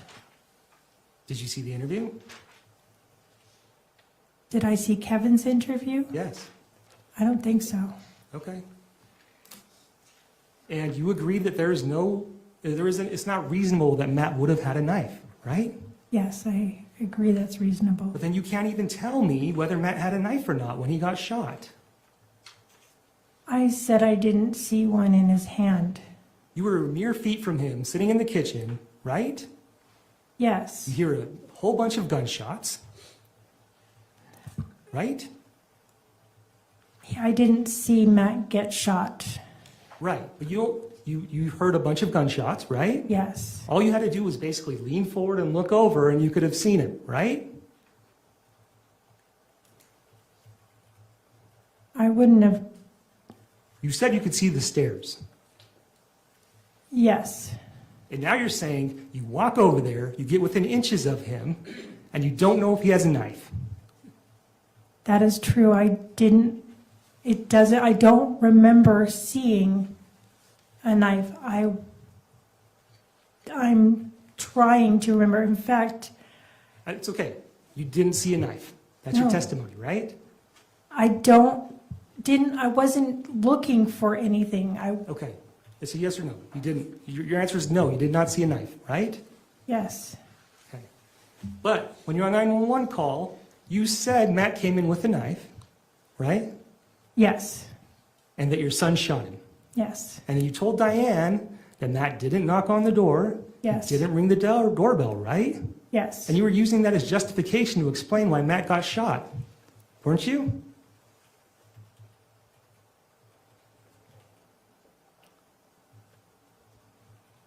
I was saying I didn't hear the doorbell or a knock, explaining he came into the house and unexpectedly. Okay, so the same thing you don't remember searching, right? Shooting an intruder, is the same thing that ended up happening with Kevin shooting Matt, right? Yes, And then you deleted, and you don't even know how you deleted, but you deleted those searches the very next day, right? I don't know, but I delete things different randomly. Nothing further. Redirect. Hold on, exhibit 108. I'm sorry. 108 or another? 108, page 20. 21? Thank you.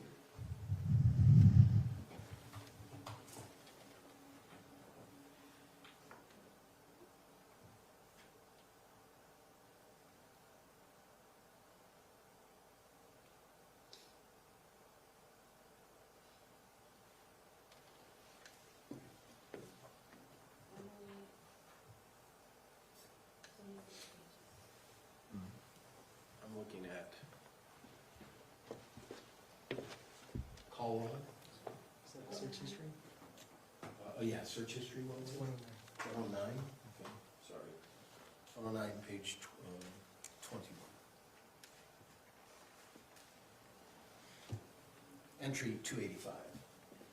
Page 21.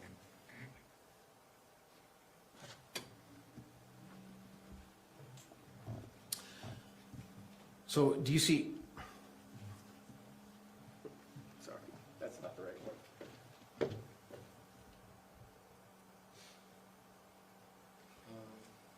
is that 21 of 53 or is that 21 of 47? I'm looking for the other. What's the date on that? Let's go to 6/16, can we? Let's just find 6/16 instead of going to a different exhibit. It's going to be here. There we go. Up a little more. Keep going. Keep going. Oh.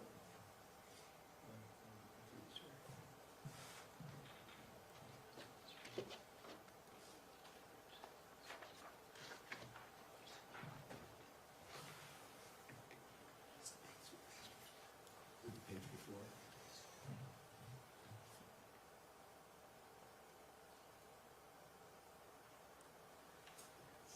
Keep going down, right there, thank you. We have the same exhibit on different printouts, Judge, I'm sorry. No, I understand, that's fine. There's a lot of exhibits to work with. So June 16th, 2024, that is in and around the time of the decision Kate makes to go to Utah. Is that accurate? Yes, And you have one Shoyit break-in Google search. You see that? yes, Were you using your thumbs on that one? don't know. Okay. And the one after that, or the one before that, it's at 10:20:21 a.m. on 6/16, Utah gun law registration. You see that? Yes, And is that the time in which you were searching that while speaking with Tara Lynn on speaker? yes, And so 1 minute later, Utah Shoyit break-in, you were doing other searches while speaking with Tara Lynn on speaker. Is that yes. right? And can you read the one right above it? One dead, one hospitalized in Layton shooting, ABC 4 Utah, which means it was local news. And what was the time difference between Utah Shoyit break-in, number 212, and number 211? What's the time difference? About 20 seconds. 10:21:51, 10:21:42. Yeah, If I told you that that was 9 seconds, would you have any reason to disagree with me? 9 seconds. Did your Utah Shoit break-in have anything to do with the killing of Matt? No. Did it have more to do of just searching on the web? Yes. Is that very similar to the very next one, 9 seconds later, one dead, one hospitalized in Layton shooting? Local news, yes.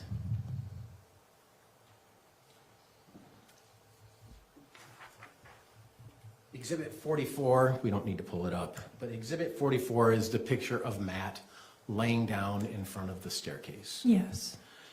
How many times have you seen that picture? 50, 40. Do you have a clear recollection in your mind the status of Matt's body layout when you first saw him after the shooting? I know for sure I don't. I can explain. No. When you went upstairs, you talked to Kate, you came back down. Do you have a firm recollection of the shape of Matt laying on the body, No. laying on the carpet? No.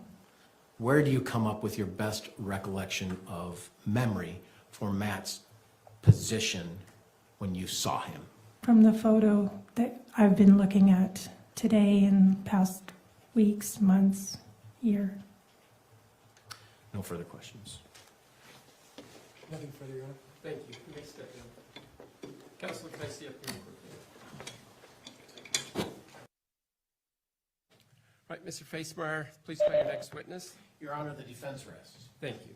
All right, ladies and gentlemen of the jury, well, before I give you that announcement, Mr. Watabe, formally, any rebuttal witnesses? No, Your Honor. All right.